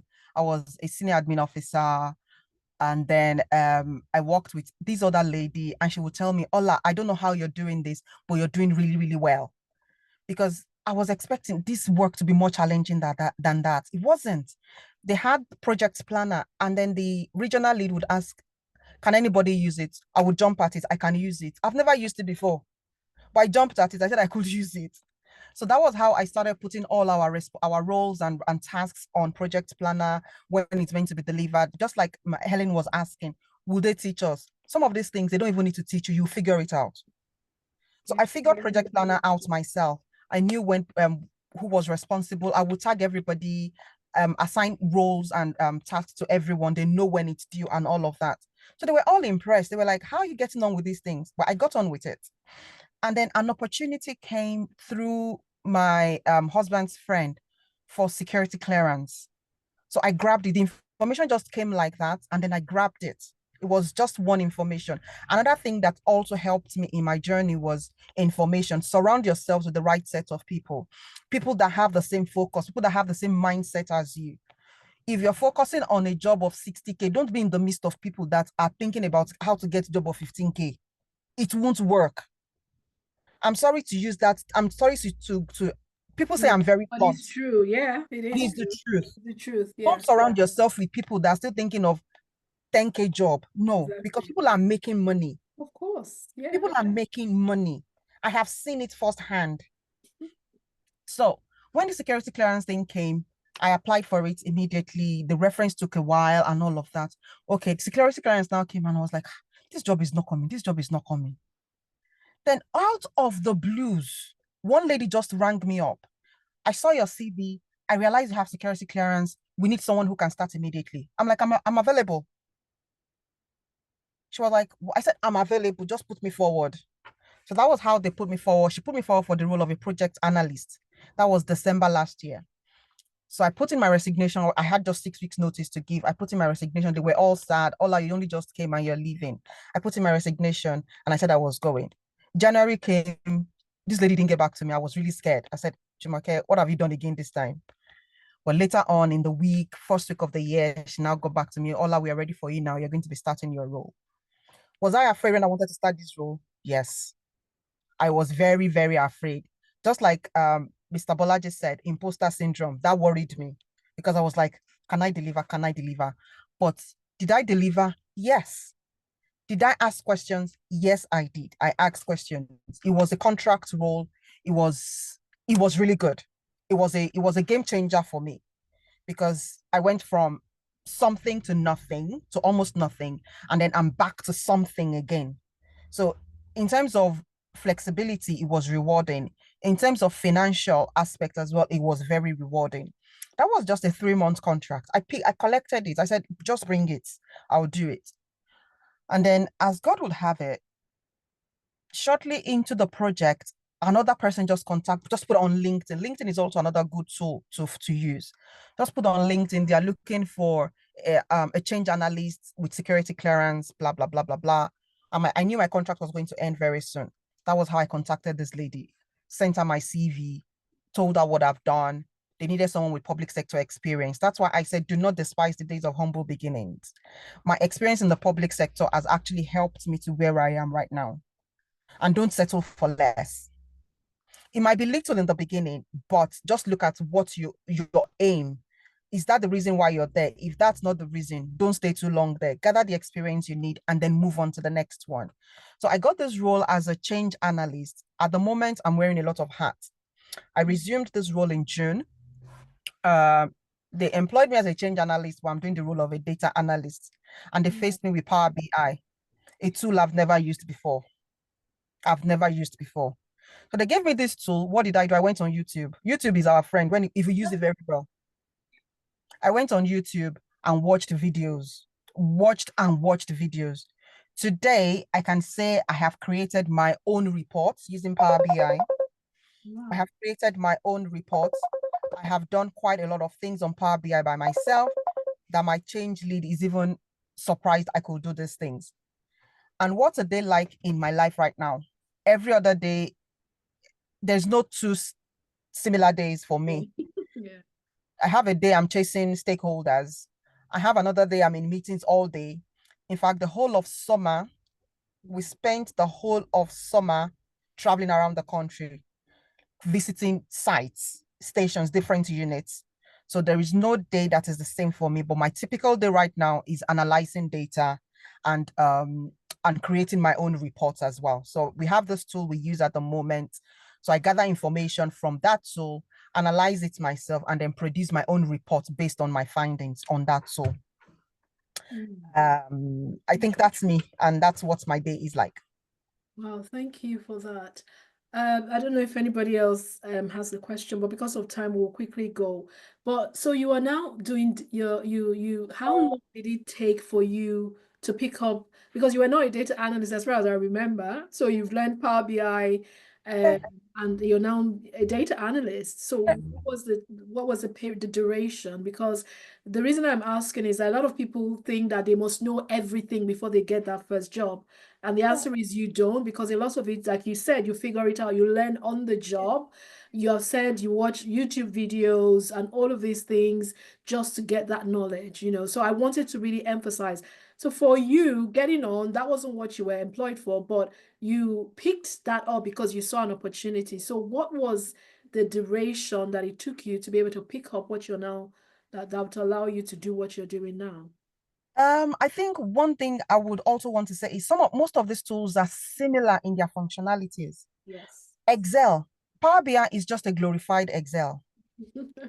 I used Excel, like I can close my eyes and use Excel when I was doing my research, because all my data in uni were numerical, were quantitative data. So I used Excel to analyze all of my data. But right now, the data I'm looking at is qualitative. That was scary for me. But because my project, the time I have to deliver is time frame, like I'm boxed, I'm within a box. So there's that time box of you have to do this within this period. My change lead at the moment is a flexible man. He understood the fact that I've never used it before. And I came out clean to him, like, I've never used Power BI before, but it's something I can learn. Yep. Yep. And trust me, Veronica, I'm not even lying. Within a week, I was able to produce the first set of my reports. Wow. Within a week, I was able to produce the first set of reports, and I showed it to him. And I said to him, are you okay with this? He said, Ola, this is what I am looking for. Now you just need to go and do this for the other. So he gave me the other criteria, and I had to just go and produce the report for the others. Wow, It amazing. didn't take me time at all. It was giving me sleepless nights, and I was telling my husband, I don't know how to use this thing. He said, Jumoke, you can figure it out. Yes, that's the thing. That's the thing. You can figure Yeah. it out. You can. Yeah. Okay. So we will thank you so much. I'm just conscious of time. Thank you. Thank you, Ola. We're so proud of you, you know, always. Thank you. And thank you for sharing. Anybody who has any questions, please put it on there now. We have our next speaker who is pressed for time, so we're going to bring her on now. If Philip is there. Right. Okay. Yeah, so thank you. Put your questions in, we'll address it. And a lot of these things we'll talk about towards the end. If you stay to the end, some people might be leaving. We will record this and send it. We hope you can stay to the end so that you can see behind the scenes of Sterling Tech, or the tools we've been talking about, and all these people that have talked, they were part of this whole community, and we will be showing you that in a moment. But I want to also say again that positioning is everything. So the bit we're going to talk now about is, we talked about the steps that you need to take. You need to get clarity. Yes, you want to get into tech. You have certain skills, you have certain experience and competencies, maybe from your previous career history, from working in different sectors and different fields. But now you're like, okay, how do I even position these skills and experience that you're talking about? It is important that you know how to do it, because sometimes people, you know, you may have all of it. And recently we were looking at some CVs within career Sterling Tech. Again, we also work with you to help you with your CV. Once you have been through the project work, you have been through the theory classes, we will also look at your CV. So we are doing that for the cohort that is rounding up shortly. And so sometimes, you know, people send their CV and you're like, what? You know, so again, you still need an expert eye, someone who can say, let's help you to position this. How do you even translate your experience from back home into something that will be, you know, regarded as something here? So all of that, again, is something that we will work with you to say, you're not going to discard this experience because it is relevant. Okay, all of it will not be, but we will be able to tell you which ones are relevant to this path that you're exploring, and we also will work with you. Your CV says a lot. Before you even get that call, all the jobs that everyone is talking about now, we had to, I remember Faith's CV, Faith, maybe she's off now. Her CV was like, the minute she put it out, the calls were just flooding in. Now, it doesn't have to happen the same for everybody, like Jumake has said. Some people might take longer, but I remember her CV, which she said, I'm going to frame this CV as a winning CV because it gave me a lot of leverage and a lot of calls. So it's important that for you to even get a chance to demonstrate what you're able to do, that CV needs to be top notch. It needs to speak all the right language. It needs to have all the right keywords and stuff before someone can say, hey, okay, let's get on a call, and then you can talk about what you are able to do. So your CV is like your shop front, what people will see before they invite you. So with that being said, I'd like to invite Adeshola for CV's do's and don'ts. So in case you're here and you're like, oh, I've been through a program, mine is just I'm not getting the calls. My CV, I put it out, I applied to 500, I don't get a call. Maybe it's just you need to look at the do's and don'ts on your CV in order for you to start getting the calls. And so please help me welcome Adeshola Oguntimehin, who is a cybersecurity professional, a coach within Sterling now, and founder of the Cyber Patron Network, a GRC expert who integrates technology and strategies to help organizations achieve a balance between ensuring adherence to regulations and fostering the organization's growth, while safeguarding against potential risks and threats. Alongside her passion for cybersecurity, she's a skilled career consultant and resume writer. We are proud to have her on the team with a proven track record of empowering individuals to achieve their professional goals. Known for a results-driven approach and a commitment to excellence, Adeshola combines industry expertise with personalized strategies to drive success in both individual and organizational contexts. So help me welcome Adeshola. Over to you. Thank you very much. I'm so happy to be here. I'm sorry, my environment is kind of noisy because I just finished an engagement at Unilag now. So I'm just trying to get in a boat to go home. I'm happy that you're going to be sharing my screen because I'm not with my laptop here. So let's go into your CV. I'm really happy to be part of Sterling Tech because I'm going to be handling your resume writing. I've done this. I've been doing this for a while now, and I've done over more than 60 this year. Like this year alone, I've done over 60 resumes for different people all over the world. So it is important that we understand that our resumes are the very first thing that a recruiter sees. Before I can put a face to it, I want to see what your resume is like. And when we're using the ATS scanner to scan, because sometimes I handle recruitment for people as well. When we scan, we want to see those that matches at least maybe 80% of what we are looking for first before we now start considering other people like, okay, this person matched, but at least let's see. Then we now start picking those that we want to interview. This is why your resume is very, very important. So what are the do's in your resume that you need to note down? I know that some of us here, we've had a lot of qualifications. We've gotten honorary awards. We've done a lot of things. The very first thing is on your resume. We don't want to see that, because you're coming to when you get to a company, everybody is the same. Some organization will tell you that you're not allowed to call anybody ma or something like that. You call everybody by name. So those titles, everything, they don't need to be on your resume. All those PhD, BSc, MSc, you need to take them away. That's the very first thing you need to do when it comes to your name. And for cybersecurity safety, which is my own profession, I would advise that don't put your full address, on your resume like that, like number, so thing. Just put maybe Manchester, United Kingdom.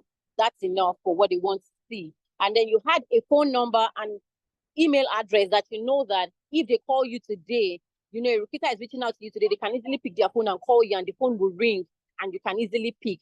Don't put an email address that if they send you a mail today for an interview on Monday, you'll probably not see it until next week. A lot of people have missed interviews because of this one singular act. So ensure that your email address, the email address you use to apply, is also on your phone, not just on your laptop, because you can't take your laptop anywhere. Now, I had a speaking engagement today. I can't carry my laptop there, So if I get a mail, I can easily just open it and then, okay, yes. All the applications that you need to attend that interview, you have them downloaded on your phone. Now I have a Zoom, I have to be here now. Zoom is already on my phone. So you have to have those things intact so you don't miss out on opportunities, because some recruiters will not come back to call you, or they would not want to listen to the fact that, oh, I missed out because of this fact or this fact. They will move on to someone else. So we need to be very, very sure that we put those concrete information on our resume. And also, the people that have like maybe 2, 3 phone numbers, please always use one, so that it makes your CV more presentable. You don't have to add 1, 2, 3 phone numbers. Just that particular one that that when they call me, I'm always available to pick. Just put that one on it. So that's it about the heading of your resume. And then we go to your career summary. Your career summary is just a brief introduction about you, your skills, maybe the little bit of the tools that you can use, maybe Jira. You can just mention them there. You are praising yourself at this point. This is who I am. And it is important to know that you're not starting it with I am. You can start with hardworking and diligent professional with 5 years experience in so field, those kind of thing. And then if you can also add an achievable measure, maybe an achievable metric, maybe 50% achievement on a particular thing, you can add that one, but the lines should not be more than at least 4 or 5 only. So when you are writing your career summary, I was saying like 8 lines, 10 lines, just because you just want to introduce yourself, that's too much. Because we're trying to cut down on the things that you have, the content that you have, so you need to also be very aware of that. And then another do that I would say is that the skills, we tend to mention just the hard skills. Some people tend to mention the hard skills only. The hard skills are not the only thing recruiters want to see. We want to see your soft skills as well. Adaptability, time management, enthusiastic, team collaborator, those things, they have to be there as well. You don't just mention Jira, all your business analytics tools, your cybersecurity tools, all those things, Microsoft Excel, all those things, Asana, Trello. No, put your soft skills there as well. It shows the kind of person that you are, especially the soft skills that are very important as that professional that you are in that career path that you've chosen. When you're a customer service expert, you have to be compassionate.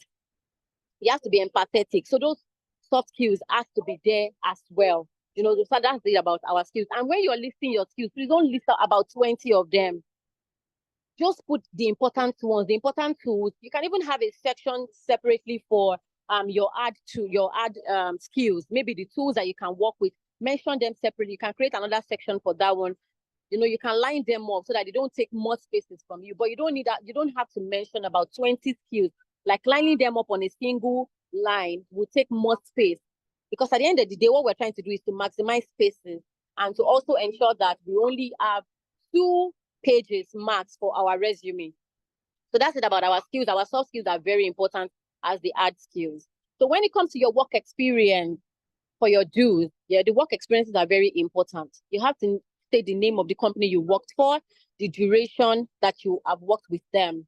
Then when you now come to your bullet point should not be more than 8 max. And they have to come with maybe 2 achievable metrics, maybe 50% increase in something or 30% reduction in maybe cyber attack or something like that. You have to ensure that you put them, because when they scan it as well, those things pop up there. So you have to ensure that your work experience will contain achievable results in percentages. Put a percentage to what you've been able to achieve in an organization. More than just 8 lines, yeah, okay. If it's going to be maybe 6, it's okay, but just ensure that you're not repeating bullet points. Repetition will take more space from you, so don't repeat bullet points, and also ensure that you have your achievable metrics attached to your resume. And then when it comes to your education section, what we want to see is your BSc, your MSc, and your PhD, or maybe any other relevant education that you've had. You can always attach those ones to it. Just nursery school, primary school certifications, they don't want to see them. They are not necessary. And then when it comes to your certification section as well, please, I would advise that you put those recognized certifications that you've gotten from recognized bodies. Don't put those your introduction to business analytics, introduction to project management that you did on Udemy, all those ones. They are just space consuming. You don't need them at all. You have to now start putting advanced certifications that you've gotten. And then one thing that we do that I noticed is that when you know you're not getting it, you and I know you're not getting that certification this year, but you decide to go and put it there and then put in view. When you have 3 in views, there is a problem somewhere. Yeah. Because you and I know that you're not ready to get them yet. So why do you have 3 in view? CIPM in view, CISA in view. You know, so you have to remove them. You can only put in view for certifications that you know that you're going to write maybe that month or a month after. When you're thinking about 2025 and you're already having in view right now, there is a problem somewhere. So please, we should always avoid those kind of things on our resume. If you don't have certification, there's no big deal about it. Instead of just putting in view, because that in view will not give you any rating. It means that you don't even have it yet. So why should we give you a job when our job says that you have to have maybe CISA? You know, so we all know that you're not ready to get it yet. The money is not even ready. So don't put it there at all. All right, so we can go to the don'ts now. Okay. Yep. All right. So for the don'ts are the things that we see more often. People don't see it as a problem, but recruiters see it as a problem. Your ATS scanner software sees it as a problem. They don't even highlight them, you know. So ensure that your career summary is not too lengthy, like I said. Just few lines of telling us about yourself, the tools that you can use. That's all. And then always remove your details from your PI, your personal identifiable information, your address, your full address, and all those things. They're not safe at all. So don't attach them to your resume. Ensure that you had a phone number. Like I said, have a phone number that we can easily reach you on. You know, we don't want to call your number and then it's switched off. Because some recruiters are very nice. They will call you on the phone. Like, I will send you a mail since last week. Have you checked? Some don't even care because there are a lot of people online that want to get the same job. So why am I picking my phone to call you? Yeah, they don't have that time. So if they reach out to you via mail and you're not able to respond to them, they will not pick their phone to start calling you. So we have to be very, very mindful of these little things that we do, especially when you're looking for a job seriously. So never forget your soft skills and the tools. They're very important because when you scan it, it will note them.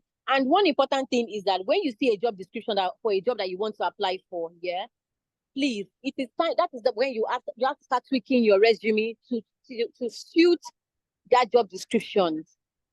Okay, look at what they want, look at what they need. Tailor your resume towards it so that when they scan it, it will pop out those things that they need, and then it will make you be like, you're top of that application. You know, if they are looking for an empathetic person and you don't have empathy on your skills, it will reduce your score. So we need to be very, very mindful of those things as well. Avoid repeating bullet points so that it doesn't take more space from you. And then one thing about our skills that I've noticed is that you don't need to explain your skills like on a lengthy note. Like you want to say, okay, now you can say conflict resolution, but you want to use it as ability to settle quarrel or something like that. They are very unnecessary. So there's no need to write like a lengthy phrase to explain your skills. You can just put them in short phrases, short words. That's enough. So the ideal page is minimum 2 pages. If your resume is going against that 2 pages, then there's going to be a really long problem because sometimes not all recruiters use the ATS software. Some want to sit down to read through your resume. So if I keep reading and flipping pages, it becomes very exhausting. They might just archive it and leave it there to read those that they can easily access their own resume immediately. You know, so maximum is 2 pages for a professional. So if you've had long years of experience from different places, to me, I tell people to at least close those gaps. Bring those, if you've had experiences in a company, you know, and then maybe they promoted you to another role, you can close those gaps together, make them one. You know, make them one so they don't take you different spaces, like 2 years here, 2 years there, 2 years there, and then you want to build bullet points for each. And another thing is, if you've had experiences from another role before now, let's say you were a lawyer before, now you're now a business analyst, there's no correlation between those 2 career paths. But if you're a lawyer before and then you're now into data privacy, there is still, you know, we still have things that match in those kind of fields. So those can still work. But transitioning from a specific career path into another thing, just start looking at your resume. What can I drop here? So that it doesn't affect your ATS score. Those are the things that affect people's ATS score, that you see them have like 30, 10, 11. Hi. You have been using ATS because not everybody understands. I think you're making an assumption. Do you want to talk about what that is? Oh, okay. Yeah. Oh, okay. So ATS stands for Application Tracking System. So this is what recruiters use to sift through applications. So let's say you have a job opening in your office now, and you know that when you post it out there, a lot of people are going to apply for it. Do you think a recruiter wants to sit down with in front of a laptop every day to start reading through? No, they just put it on the ATS scanner and then it scans through everything. If you match over 80, they put your resume somewhere like, okay, these are the people who are bringing up for interview. But when yours is low, they will not reach back to you. They will not call you back. So these are the things that they use now. A lot of organizations now adopt it as the way of sifting through a lot of applications that they've received. This is no longer for maybe in-house interviews that somebody referred you, Mrs. Yusuf referred you to me. That one you can have a one-on-one. You don't even have to bring your resume. But when it comes to public applications that they send out there, a lot of people are going to apply. So ATS is just going to help them reduce the task of reading through each resume one after the other. So let's go to the don'ts again now. Don't start your word with I am or ability to, or I am capable of, or I can. There are ways in which you can, there's Grammarly. You can use Grammarly to rephrase your words, so don't put ability to and all that. So don't add that to your resume. And then hobbies are not necessary. Sincerely, nobody wants to sit down and start asking you, except you're having a one-on-one conversation with the person and then you just want to. Nobody cares. Yeah. Nobody cares about your hobby. You like to swim, you like to travel. Nobody wants to ask you that when it comes to professional settings. Except you've done maybe a stage of your interview and they want to have another stage and they call you in and the person interviewing just want to look into your private life. What do you like to do outside work? And here we can now discuss. But on your resume, I don't think hobbies and it's not important. And another reason why you should have maybe languages is if you're in a country where you want them to know that you can actually speak maybe German, Dutch, or Spanish, you can add your language to it. Okay, I'm fluent in this, I can speak. But imagine you being in Nigeria and then you're telling me you can speak Igbo, you can speak Yoruba. You're not applying for that kind of role. You're not applying for a customer service role where they say, okay, we're looking for an Igbo speaker or an Hausa speaker, So languages are not important. And then reference details. Putting Mrs. Veronica Yusuf is my referee. Then I have to go and put her address, her phone number. There was a time somebody uploaded it on Twitter and I'm like, can't you know that you're exposing your referee? People started calling demand. I don't know why people do that. Yeah. People started calling demand. It was funny. The phone number, the address of that person, your referee was on your resume and you upload it online because you're desperately looking for a job. I have to tell the guy, you need to take this thing down because it's not safe. The man later had to come online to come and tweet that, please delete my information from your resume. I'm no longer standing in for you again. You beat that. People started calling him, oh, is this not Mr. Atta from we attended the same secondary school and all that? They started calling him, they started bringing him up. It became and I understood that from a point. Just imagine you standing in for someone and your phone number is there in public and people are calling you. Hello, I need a job. Hello, can you stand in for me? Hello, can you give me a recommendation? You will get tired. Yeah. Yeah. So referee details are not important. When you get into the job and they ask you, they will give you a form to fill for referee information, for third-party information.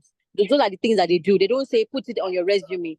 Okay, so we don't have to involve ourselves in all those things. So also delete irrelevant work experiences. From maybe your previous work experiences where you transitioned. You can only have maybe one of those experiences. And also it is okay to close gaps. It is okay to close work gaps. You don't have to say, okay, and one thing is that if you have short experiences somewhere, it is important to close those gaps. You can't have 3-month experience here, have 3-month experience here. Recruiters will ask you questions like, why do you keep jumping from one role to another or one company to another? Yeah. So for those experiences where you have short experiences, you can close those gaps. Just put one experience and then expand the date. Nobody will call your company to start asking them, how long did this person work with you? How long was this person with you? Close those gaps and have something tangible, one on it. And everything you're applying for has to be tailored towards that particular role. Yep. It has to be tailored towards that particular role so that it can match that ATS score. That is how you have a very good resume. And that is why they call most people back because their resumes are outstanding. And the arrangement, the template you use as well matter. Don't use a template whereby maybe someone decides to open it and then boom, everything scatters. Your phone number is showing underneath. You know, so don't use all those designs. You're not a graphic designer, so it's important that you don't use all those design templates with different colors. You can just get a plain PDF, arrange everything on it, and always ensure that you send your resume in PDF format. Don't send it except otherwise, except the request for maybe Microsoft Word. PDF is the best. Yes, even when you use a designed resume template, if they open via PDF, it will still open normally. But when they use another application to open it, everything gets scattered. Like you are using a resume template from Canva, you know, all those designed ones. Because by the time you get to the second page of your resume, the same design will not come with the second one. Yeah, it doesn't come with the second one. So me, I always prefer to use a plain blank template. I will build it up for myself without adding colors and everything. You're not a designer, so we don't expect to see colors, yellow, red, blue on your resume, you know. So that is just the best way your resume comes out great. It appeals to recruiter when they see everything well aligned, well arranged, than when everything is scattered. When it's scattered, we just archive it. Like, I will come back to this. So maybe they interviewed other people and they don't match. They will now go back to that one person like, okay, let's just read through it. Let's just take our time to see what this person has for us. So those are the things that happen when it comes to recruitment. Thank you. Thank You're you welcome, so much. I hope all of you are taking notes, you get the video, and you get to meet Adeshola within Sterling, because she's working on CVs, resumes at the moment for those that are finishing now. So all of these amazing points that she has raised, you know, you get that when you join. So this is just an example. I like the fact that you mentioned, I see some resumes and people will have, you know, the picture, the color, all those, a lot going on. Those things will not go, they won't fly through the ATS. So you're better off just keeping it like simple columns, you know, even the lines you minimize and all of that. But yeah, thank you so much for that. We were supposed to have a fourth speaker, but she is in transit. I don't know if she's here. We are almost, we're doing well for time. So I'm wondering whether we should take some, I know there's the chat is just busy now. Let's take some questions. Then the next thing that we're going to do, because of time, we will go behind the scenes of Sterling. So a lot of the questions that you people have been asking, we can answer some of them. Now, again, this is just a taster, is an introductory session, so we can't go into a lot of detail. But just before we do that, I don't know, Ola, if you're here, can you just indicate that another Ola, who is a Scrum Master, by the way. Ola's story, she started out as a caterer. Well, she still does her catering, and she came on saying she wanted something new. She wanted to get into tech, join the program. One of those very, very committed, working so hard. She eventually broke into tech. Now did a pivot as a Scrum Master with, excuse me.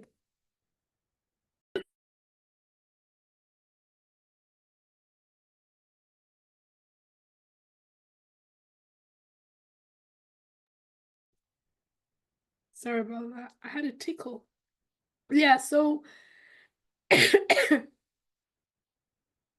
yeah, so I don't know if she's on, but that's another success story. So I need to get a cup of water. Bear with me.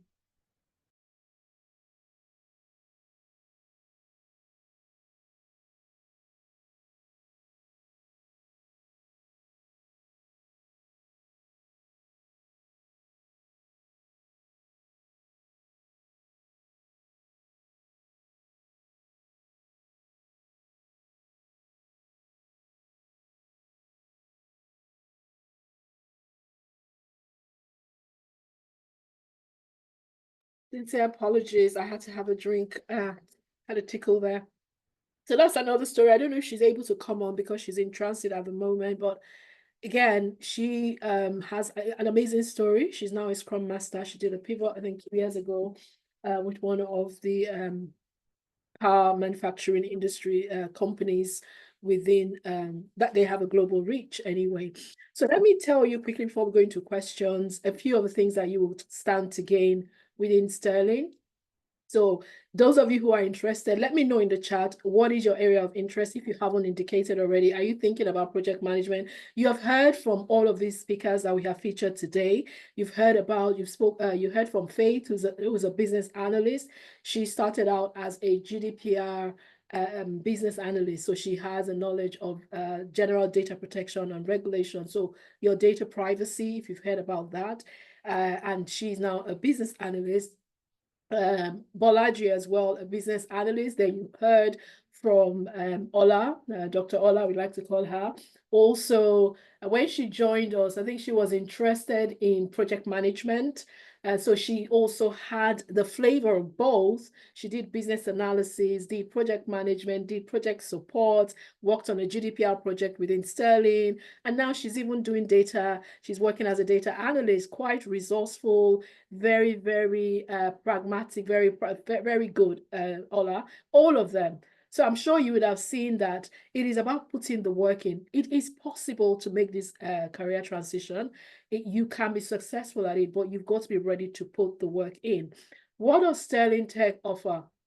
We offer programs in project management. So put it in the chat.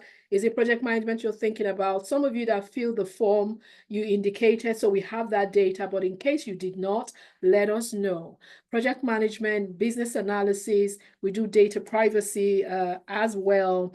Hopefully in the new year, we're going to be doing, we'll be incorporating a GRC into our data privacy, which is something that Adishola, who just spoke now, that's her area of expertise. So she will be combining, we'll be working together on that.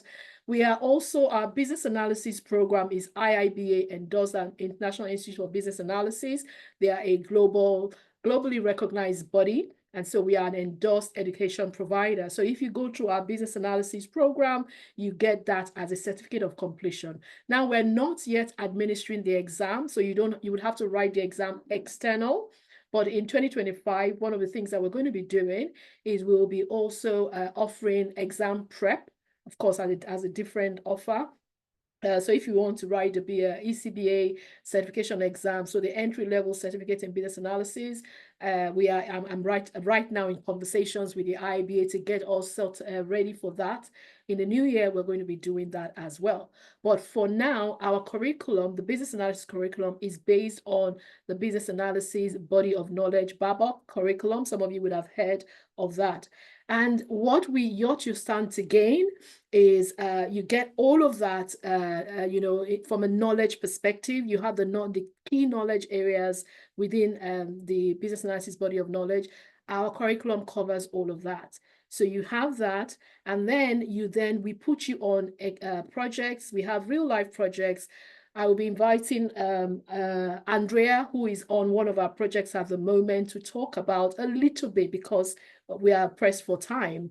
So you will be able to work on a real project. We are going through our digital transformation as a business at the moment. And so some of the people that have joined us they've been involved in digital transformation phase 1. Now we've started phase 2. And this again, we have a team of people that joined us last month, and they are working on this project. So you have that. And as you're working with us, they are real projects. So you'll be using industry standard tools.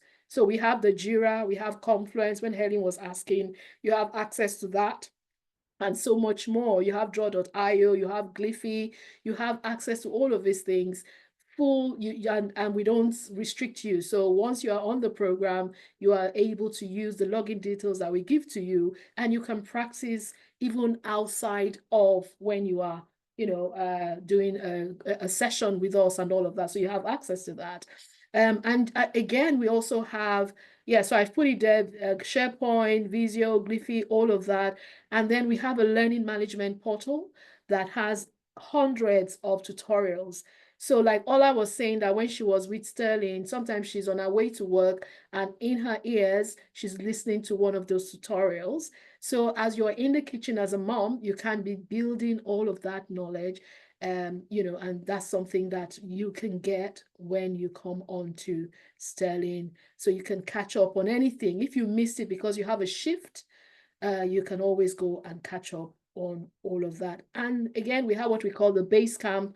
The base camp is where all our projects that have gone through, they're there. So you can look at a project that has come that was done 2 years ago, 3 years ago. If you're working on a project with us and you're trying to figure it out, we ask you to go to a past project within Basecamp, and you can see several of those projects, and you'll see all the templates and all the deliverables that that project actually produced. And that again, you have full access to that. People, when they're going for interviews, they go to Basecamp to refresh their memory on what it is that they've worked on. Another thing we offer is data privacy. So you learn the core principles of the General Data Protection Regulation, GDPR, and you have an opportunity to support some of our projects. Now, one of the current cohorts, they worked on a project with us where we're building a website for our not-for-profit. So they also supported in looking at the privacy considerations that need to be made for us to be compliant, you know. So you have access, you'll be able to do that as well. And you also have an opportunity to work within our privacy team that we've just developed. And then, of course, you have my mentorship. I've been in privacy for 7+ years, and I'm currently working with the current cohort, you know, bringing all the experience that I have so that they know what to do. So now, I've said all of that, and just before you start dropping off, for those of you who don't want to, you know, stay to see the behind the scenes. Now, if you decide, so there are a few options you can do after that, after this. You can do option 1, that is take the basics that you've heard today and DIY the rest yourself. You go and figure it out. You go onto YouTube, Udemy, and do all of those things. People do it. It just takes longer, okay, for you to be able to do that. And you do it on your own. You look for ways to develop the skills. Maybe you go and volunteer somewhere, which is fine. Again, some people say, oh, I can't afford, you know, to get on a program like Sterling. I say, okay, go and look for volunteering opportunities. Go to your church. We have people who have volunteered as admin support within their church, and they've been able to gain hands-on experience, which they now put on their CV to get jobs. That happens. It's just that it might take longer. So that is an option that you can take. Or the second option, which I'm hoping you guys will take, is join the Sterling Tech community. And let us help you kickstart your tech skills development journey, help you build the confidence to step out into the tech space, guide you to craft a winning resume. You've heard from our coach who does it firsthand. She will work with you to craft that resume. By the time you have gone through the theory classes, now we'll do the theory classes for 6 to 8 weeks. Then you work on a real life project. Then you get into what we call the CV clinic, where we're working with you to get your CV done. And again, we also have interview prep sessions. So some people have interviews and we tell them to bring that job description to the CV clinic, and we help them to prepare, you know, and all of that. So you get all of that if you join Sterling. So before we go behind the scenes, I have somebody who I told to be on standby, and I don't want to ignore her, to just come on for 5 minutes to quickly share. She just joined us last month, right? And just talk about the project that you're working on now. Andrea, if you're here, go ahead for 5 minutes, and then I will take you behind the scenes of Sterling before we round up. And we tell you about our value proposition, of course. If you're still interested in hearing about, please stay on. Andrea, over to you. Yes. Hi. Good evening, everyone, and thank you for having me on.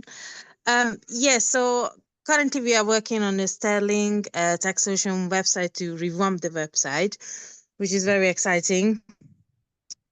One thing about Sterling I want everyone to encourage to join is like the way Faith said, the support you will get is incredible. So you will not feel you are just on the boring sessions to learning about something is boring. No, you will be hands-on, especially Veronica. She will definitely keep you busy. She will be on your toes to make sure you get all the knowledge they offer. You you really feel like you're working actually in the like in a real working environment. You're gonna have your own Sterling email address, so it make you feel like you're actually, like in a working environment. And yes, you're working on the live project, and this will give you so much opportunity in the future to become as a BA or a project manager. So whatever you choose, I just really highly can recommend Sterling because is a life-changing opportunity you will get with them. Thank you. Thank you. Yeah. Okay. Thanks, Andrea, for that. Because of time, I want to just go to the questions in the chat in the chat, and then we will look at some of the tools. We'll go into Jira, Confluence, maybe Confluence, and again, that's a tool, a project management tool that you would use when you join Sterling. And we'll go through maybe just a few of it. Because of time, we can't go into all the details. So if you want more, that's why we're inviting you to join Sterling. But let's take some of the questions in the chat, if that's okay. Let me go to the top. So someone said, are we going to have a recorded copy of this session? Yes. Yes, we will. You all have it. What is BCS is the British Computer Society. That is the accredited. Well, so for example, if you want to get into business analysis and you want a business analysis certification, that is the body. That is, so if you go online now and you just Google BCS Foundation in Business Analysis, you'll be able to read more about that if that's what you are interested in. So some people said 2, okay, the reason why you're here. Someone said 3, 4, Aziz to be gap analysis. Yep. Hi, Faith. May I ask what your first degree and master's is in? I don't know if Faith is here, but I can't remember what it is. I know she has an MBA. I'm not sure what her first degree in, but I don't think that really matters, to be honest, to get into this environment. Faith, I think, has dropped off. She had to go. I'm not sure what it is, but I know she has an MBA. I'm not sure. Andrea, I don't know if you know her first degree. So sorry about that. Faith is gone now. Accounting. Accounting. Oh, right. Yeah. Hi. Okay. Accounting. Brilliant. Yeah. Thanks. So Faith, that's her first degree for the person that asked. Accounting. Yeah. She also has an MBA. Okay. Will the training be providing on tools? Yes, you will get tools. Some of which I will show you now because it's a real project that you're working on. You're working for us as a business, let's put it that way. So you've got to use industry standard tools, which will then go on your CV when you are applying for jobs to say, yes, you have proficiency in using all of these tools. And I will show you now in a few minutes, just going through the questions. I'm really interested in project management. Are we having someone speak to us? Yeah, well, so we are going to round up right now. So I'm not sure. Do you have any specific questions about project management? We offer project management within Sterling, and I think I showed you a few of the things that you will get really. But today we're not going to deep dive into that because this is just a taster session and we're running late. Okay, thank you for sharing your experience, very helpful. Okay, thank you for sharing, Veronica. Thanks for yeah, okay. To work for UK government on health defense, the prospective employer will do a security check. Okay, someone is asking about security clearance. So there are some of these jobs that require security clearance, and it will be the organization that will do that for you. And they might just say, they would ask you for some information about your personal history, and a few things, sometimes your career history. They just almost dig into you just so that they know that you are not a fraud. And most of the organizations that would require this to be like your MODs, your all those top security conscious agencies or organizations that you need clearance for, or maybe FCA, financial services, they would probably need, clearance for those sort of roles. But usually, I mean, we've had people who have had jobs. So Jumoke and Lavinia also was here. But normally it might take a few weeks or months, but usually it's pretty straightforward in the long run. I would like to know the accredited online Scrum. You can go online and just Google the Scrum Master Certification course. I know that Ola was meant to come, but I don't think she's able to make it. But go online. A lot of all these things, just type it in as you have asked. Just type it in and you will see it come up. So with Scrum Master, I think there's quite a few. There's Scrum Alliance, Scrum.org. These are the bodies that you can go through for the training. And I'm not sure, but you can just have a look online, to be honest. Running through, so for BA, we'll talk about the cost implication now. Would you prep CVs? We don't write your CVs for you, we write it with you, because we don't believe in you going away. Somebody writes the CV and you're not able to defend the CV. At the end of the day, that's not our model. So what we do is you send a draft of what you have, and then Adeshola, myself, will work on it with you. We'll ask you questions. We'll ask you to make some additions here and there, and you send it back to us. So there'll be a few revisions. But anybody that's sitting down and writing CV for you, I will tell you don't do that, because your CV, you need to know it. Because you can be on a job, maybe they see the CV and it's exciting. Actually, we have an example of somebody that went through Sterling. I think she has a brother in America. That person just wrote a CV for her. She wanted to get into business analysis. And the CV was like, it had everything and anything. And she didn't even take the time. I think she didn't have time to go through the CV. So they started applying. And she was getting lots of calls. But most of the time, half the time, she couldn't even defend the CV. She couldn't answer because it was way more than what she knew. So it was stressing her the more and making her even lose confidence in what she knew. So she now reached out to me to say, okay, you know what? I want to do it the Sterling way. I'm not going to put the CV there again. Let's work together. So we will say, know your CV, so that when you get a call to say, talk me through your CV, you're not scratching your head, say, oh, I can't remember what my brother or my sister or that person did for me, and stuff like that. So what we will do is we will work with you. Adeshola and myself will work with you on that CV, but we will make sure it's going through the right software, making sure it's ATS compliant, it is professional before we then hand it over to you. Then we ask you to go through it and be ensure you can defend it before you start putting it. So that's the model that we use. Okay. Are we able to get UK? Yes, you'll get references from us because we are a UK registered organization, and the projects you're working on are our projects, our internal projects, some external, but mostly our internal project. And so for the period that you work, that you go through the project with us, we'll give you a reference. I think last month I wrote some references for people who just got jobs, right? So we will tell them we have a HR email, which is what you send out once you get a job, and it comes to me. So far, I'm the one that does the referencing. So you will definitely get that as well. Are we able to? Yep. Is it advisable to do Prince 2 and the exam before joining? No, you don't have to. So Faith was saying a lot of them. Now, let me say one thing. Those certifications, Chisom, yourself. Those certifications they are good, but that's not what's going to give you the job, right? So what we would normally advise is that as you come on, gain hands-on experience, because that's what, if someone called you tomorrow, you'll be able to talk about that job, or sorry, that project in a better light because you've done it, rather than something that you had no clue about. You just read to pass an exam. A lot of us just read to pass. Most times, if in a few months they ask you what you read, you just say, oh, I passed it. But when you are doing it, you are getting your hands dirty. You are actually working on that particular project, and you are using these tools.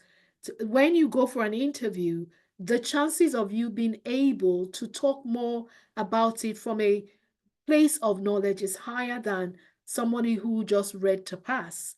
So we normally will advise that come onto the program, be working on projects to get a job, then you can start thinking about getting the certification. Some of the people that have gotten jobs, they still haven't done the certification. I know I always say to them, go and do the certification because it gives you an edge. I'm not going to discount it because I have a lot as well. For business analysis, I did all 5 modules for to get the BCS international diploma. I did all 5 over time. I spread it, of course. So we say get a foot in the door, and then as you go on, you start, getting all those certifications. They are good. They will give you an edge, but they will not give you the job. If you have 7 certifications on your CV and you don't have anything that talks about the experience that you have as a business analyst, I'm not going to give you the job because I'm like, yeah, you did the exam, but I'm not confident that if I gave you the job today, you'll be able to hit the ground running and you know what to do. And that is what the experience, the hands-on experience gives you. And most times that's what you want to put on your CV that will get someone to call, not because you have BCS Foundation, Prince 2 certification, a Scrum Master, all of those on your CV. That's not what, will give you the job. It is gaining the hands-on experience. So to answer that, both of those, I mean, the 2 are very essential, but the most important is the practical element, is the hands-on experience. That's what I would say you do. Okay. Please, when is the next? Oh yeah, we'll talk about that. Next session is starting. So orientation is December the 2nd. I'll share my screen now. I'm aware financial sectors do credit background checks. Is this the same for other industries? Not all. No, not all. It's like financial services, maybe some of the government, what do you call it, establishments like that. Or yeah, they may do. So for MOD, maybe HMRC. And again, I think it also depends on the project and what you're going to be exposed to from a security standpoint is what will trigger, because there are some roles even within HMRC and code that will not require security clearance, probably because you're not going to be touching anything that sensitive in your role, and therefore they will not need security clearance. So security clearance is not needed in a lot of private sector. I mean, private organizations, they don't need security clearance. It's only some of this. Okay. Okay, so let's talk about Sterling. I can see all your questions. I think I've covered most of what we have now. So let's talk about Sterling. I'm just going to quickly share my screen. I'll go behind the scene. I'll show you some of the tools that we use within Sterling. We're very structured, and organized, like Andre has said. And we expect people to do the work. Put the work in. Don't come and pay money and don't do the work. You need to be committed. You need to be ready to put the work in. And I'll tell you about, how things work. Again, a few questions people ask. They say, can I still keep my job and do the Sterling program? Yes, because we have built the program such that it allows that flexibility. We have a lot of people that do care job while they're trying to make the transition. Some of them have shift work. So you need to let us know your particular situation, and then we can place you in a group that allows that sort of flexibility. So people will go to their 9 to 5. Then most times it's from 7 o'clock. That's when most project meetings start. And you don't meet every day. We have first we have first weekends where we do just theory classes. Let me go behind the scenes while I'm talking. Where we just do the theory classes, because you need to understand the fundamentals anyway of business analysis, of project management. The person who asked about that, we go into the detail. We have our trainers, our project management trainer, Kaushelia couldn't make it today, but she does project management. And we have another trainer, I myself, Helen, we have, we do business analysis and data privacy. So we will get that theory element done first.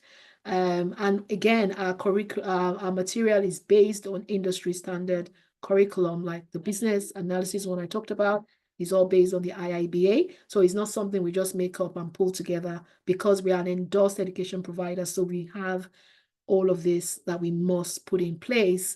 So let me go through one of the projects that one of the tools that you will be exposed to within Sterling, and I'll tell you about our value proposition. So let me share screen now. We are rounding up. I know we've gone over time. We always do. But And then if you're in the WhatsApp group, if you have any more questions, please feel free, you can ask. Okay, so this is share screen. In a minute, am I sharing? No. Just a minute.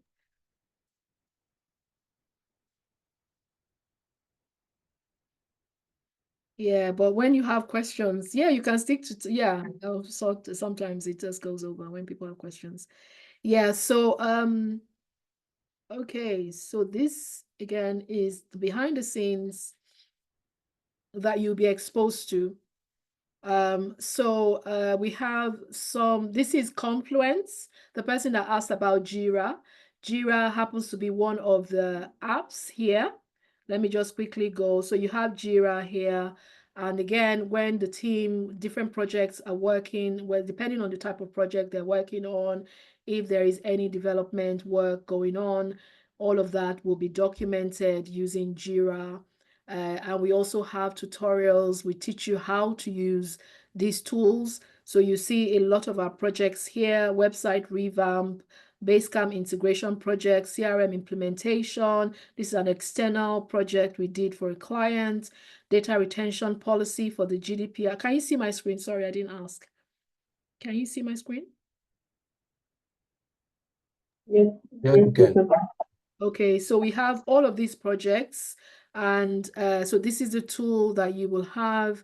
You can, so if you say Scrum, a Scrum project where we're using Scrum, as a methodology, or Kanban, you have all of that here. So Andrea is working on the digital transformation project. They are revamping the website. When they get to the third phase, where we call the design, build, and release, they will now start using they'll come into Jira to create the tickets for the developer. We have the developer who would, of course, be working with, we have an in-house developer who does a lot of our build. And so you'll be exposed to all of that. So there are real projects that we've implemented over time. That's a long list of projects that you would have done. Now, once you finish all of this, you then have that on your CV. So as we're working with you on the CV, the project that you have worked on is what we'll put there, and we'll now look at other skills that you may have picked up over time. We had Office 365 deployments. That was 2 months ago. It was one of the fast track projects that worked on that. So if you open it up, you will see some of his projects. I'm not going to go into all that detail now. We also have a practice space. So when you join, we will give you access to these tools. You don't pay anything additional. It comes with the full package. We give you access to our admin login, so you can come in here and in your own time, if you want to understand, what was done here, or maybe you haven't even reached that stage in the project and you want to see what a previous project had done before, you can always log in your time. And that is what helped a lot of, okay, this is an old one, helped a lot of people in their learning. Faith was saying that sometimes they are up till 1 a.m. because maybe she just wants to go through a past project to see what was done in order for her to understand what she needs to do on a project that she's working on. So again, we have different teams that will have access to Jira. So if we go back here, you have Confluence, which is another Atlassian. So Atlassian that's the name of the actual developer, if you like, that builds, Confluence, Jira, and there are several apps again. So if you come here, there are other apps that act as plugins to this main application, as it were. So you have access to that. Again, we also do what we use Glyphy. So Glyph is another diagramming tool that you would be open to. So there's Slack, there's all of that. I'm not going to go into all of that. But let me pick one project as an example. Because of time, people are complaining of time now, so I won't be able to go deep dive into it. So this is just an old project where they were looking at the program office setup as an example. So this is, and everyone who's worked on these things that you're seeing started from complete novices, but over time, we were able to teach them how to use these tools. And then as they are working on and one thing I must say is that Our program is very, very hands-on. Like Andrea was saying, it's quite intense in the sense that you don't just sit down and you're taking notes. Yes, you have that in the very first 6 weeks as we're going to the theory classes. But then when you now start working on projects, you are learning on the job. So our mantra is that you learn by doing. Okay, so as you're going through, of course, you will have experienced project leads. We're not just going to dump all of you who are just learning into a group and we leave you. No, you will have a project lead that is experienced, that is in the field. You will have, our internal team supporting you as well. So Faith was talking about the support that you get. We have a team of people that will support you. We have templates that will guide you in everything that you're doing. The way that we have set up the program is that for each phase, there is a template. So the initiation stage as a project manager, for someone who's interested in project management, you understand the end-to-end of project management. So you know that the initiation stage, you have to put together a project charter, you put together a project brief maybe, and that we have put the templates that will guide you to say this is the first deliverable as you're starting a project, and it tells you what is required for you as a project manager. So none of it is left to guesswork or chance, because these are our real projects, and so we take them that seriously. And so what you will now do is you will now present on a weekly basis. Your project lead will be able to guide you to say, correct this, correct that, and we review it, and then you move on. So there's a lot of support, but you are learning as you are going. So that's why we normally will say you learn by doing. And then by the time you're done and you start applying for jobs, getting those calls, you'll be able to talk about a project from beginning to end confidently, because you have done it. You have put it to practice. Now, as against just doing a certification exam where you just sat down, read, and there was no opportunity for you to put it to practice. So it can be difficult when you go for those interviews and they're asking you real life scenarios. I'm not saying that it's not possible for you to go and research and read about it or maybe speak to somebody. It is, but your confidence will be better, will be higher when you have done it. You've practicalized that Prince 2 certification that you did. You now put it into practice going through a project. So there are tools. So this is just one main one, and it has several apps that you have access to. Because of time, I won't be able to go into any more. So you have different modeling techniques, use case models. As a business analyst, that is something that you will learn to use when you are working, whether you're supporting a business to understand the business situation and you're trying to do like a gap analysis, the current state and the future state. You want to look at how do you model a system interaction with different users. You can use a use case model. So I'm talking business analysis now because there are different techniques that you would need as a BA. So today is not really going deep dive into any of those technicalities, because all of that you will get when you join Sterling. So let me quickly share my screen again to tell you what our value proposition entails in a minute. And I can see some comments in there. I'll have a look at it shortly. So give me 1 second. Okay. So I'm just going to, so I think I already mentioned business analysis, project management, data privacy. I think I mentioned that. And I will share the cost implication, but before, let me see. I'm really interested in project management. Are we having someone speak? Okay, no, that's already looked at that. Yes. I'm not sure what yes was about. Oh yeah, you can see my screen. Okay, that's fine. Right, what is the cost implication? I'm sharing that now. And you have seen all that you will get with us. And if you go on our website, what you will see is not what you're seeing on the screen, because it is more. But normally when we have these sessions, we normally give a concession for those that stay till the end and that are ready to take up what we are offering. So everything we have said will run across a full 6 months. We have a fast track, but we're not talking about the fast track now. because some people might say, oh, 6 months is a long time. The reason that we have 6 months as a sweet spot is because when you are transitioning from a new area, you don't want to just say, oh, I've been on a boot camp for 2 months and therefore I know enough. I have everything that I need to join to hit the ground running. So we initially, I mean, when Faith was on, they were doing 9 months, I think, because they were doing a hybrid. But we now said, okay, some people were saying, oh, it's long. And so we said, what will be what would be a sweet spot? 6 months. So if I was looking at as a hiring manager, by the way, I'm sitting on interview panels every now and then, and I would say, if as a hiring manager, I look at your CV and you have those short breaks. You did something for 3 months, and I mean, I'm not saying that there are no short contracts that you can't do like that, but I think 6 months is more believable.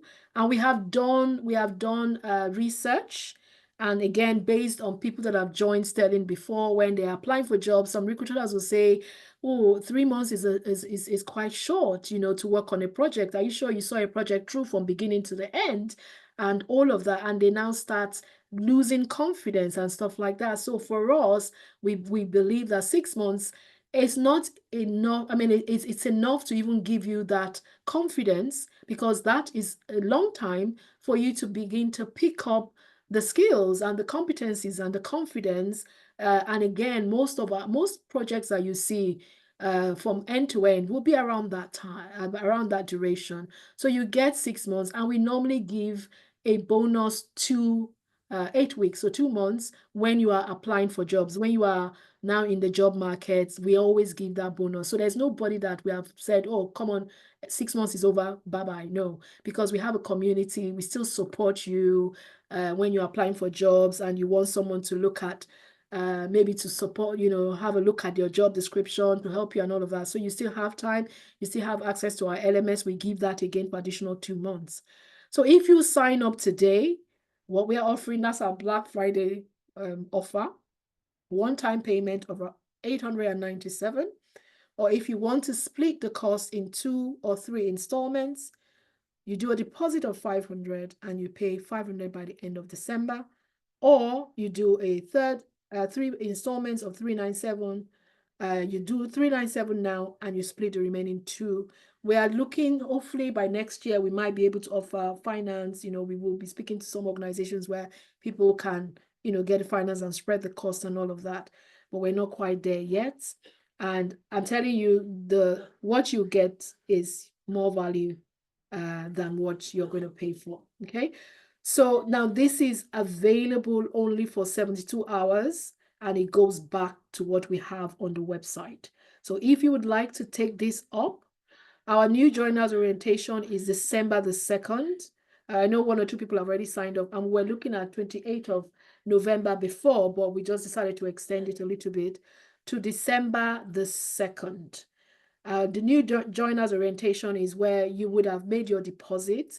You will receive emails from us. We have an onboarding, so we are quite structured. We will onboard you, have your contract sent to you, your training material, your email will be set up. All of that is what we refer to as our onboarding.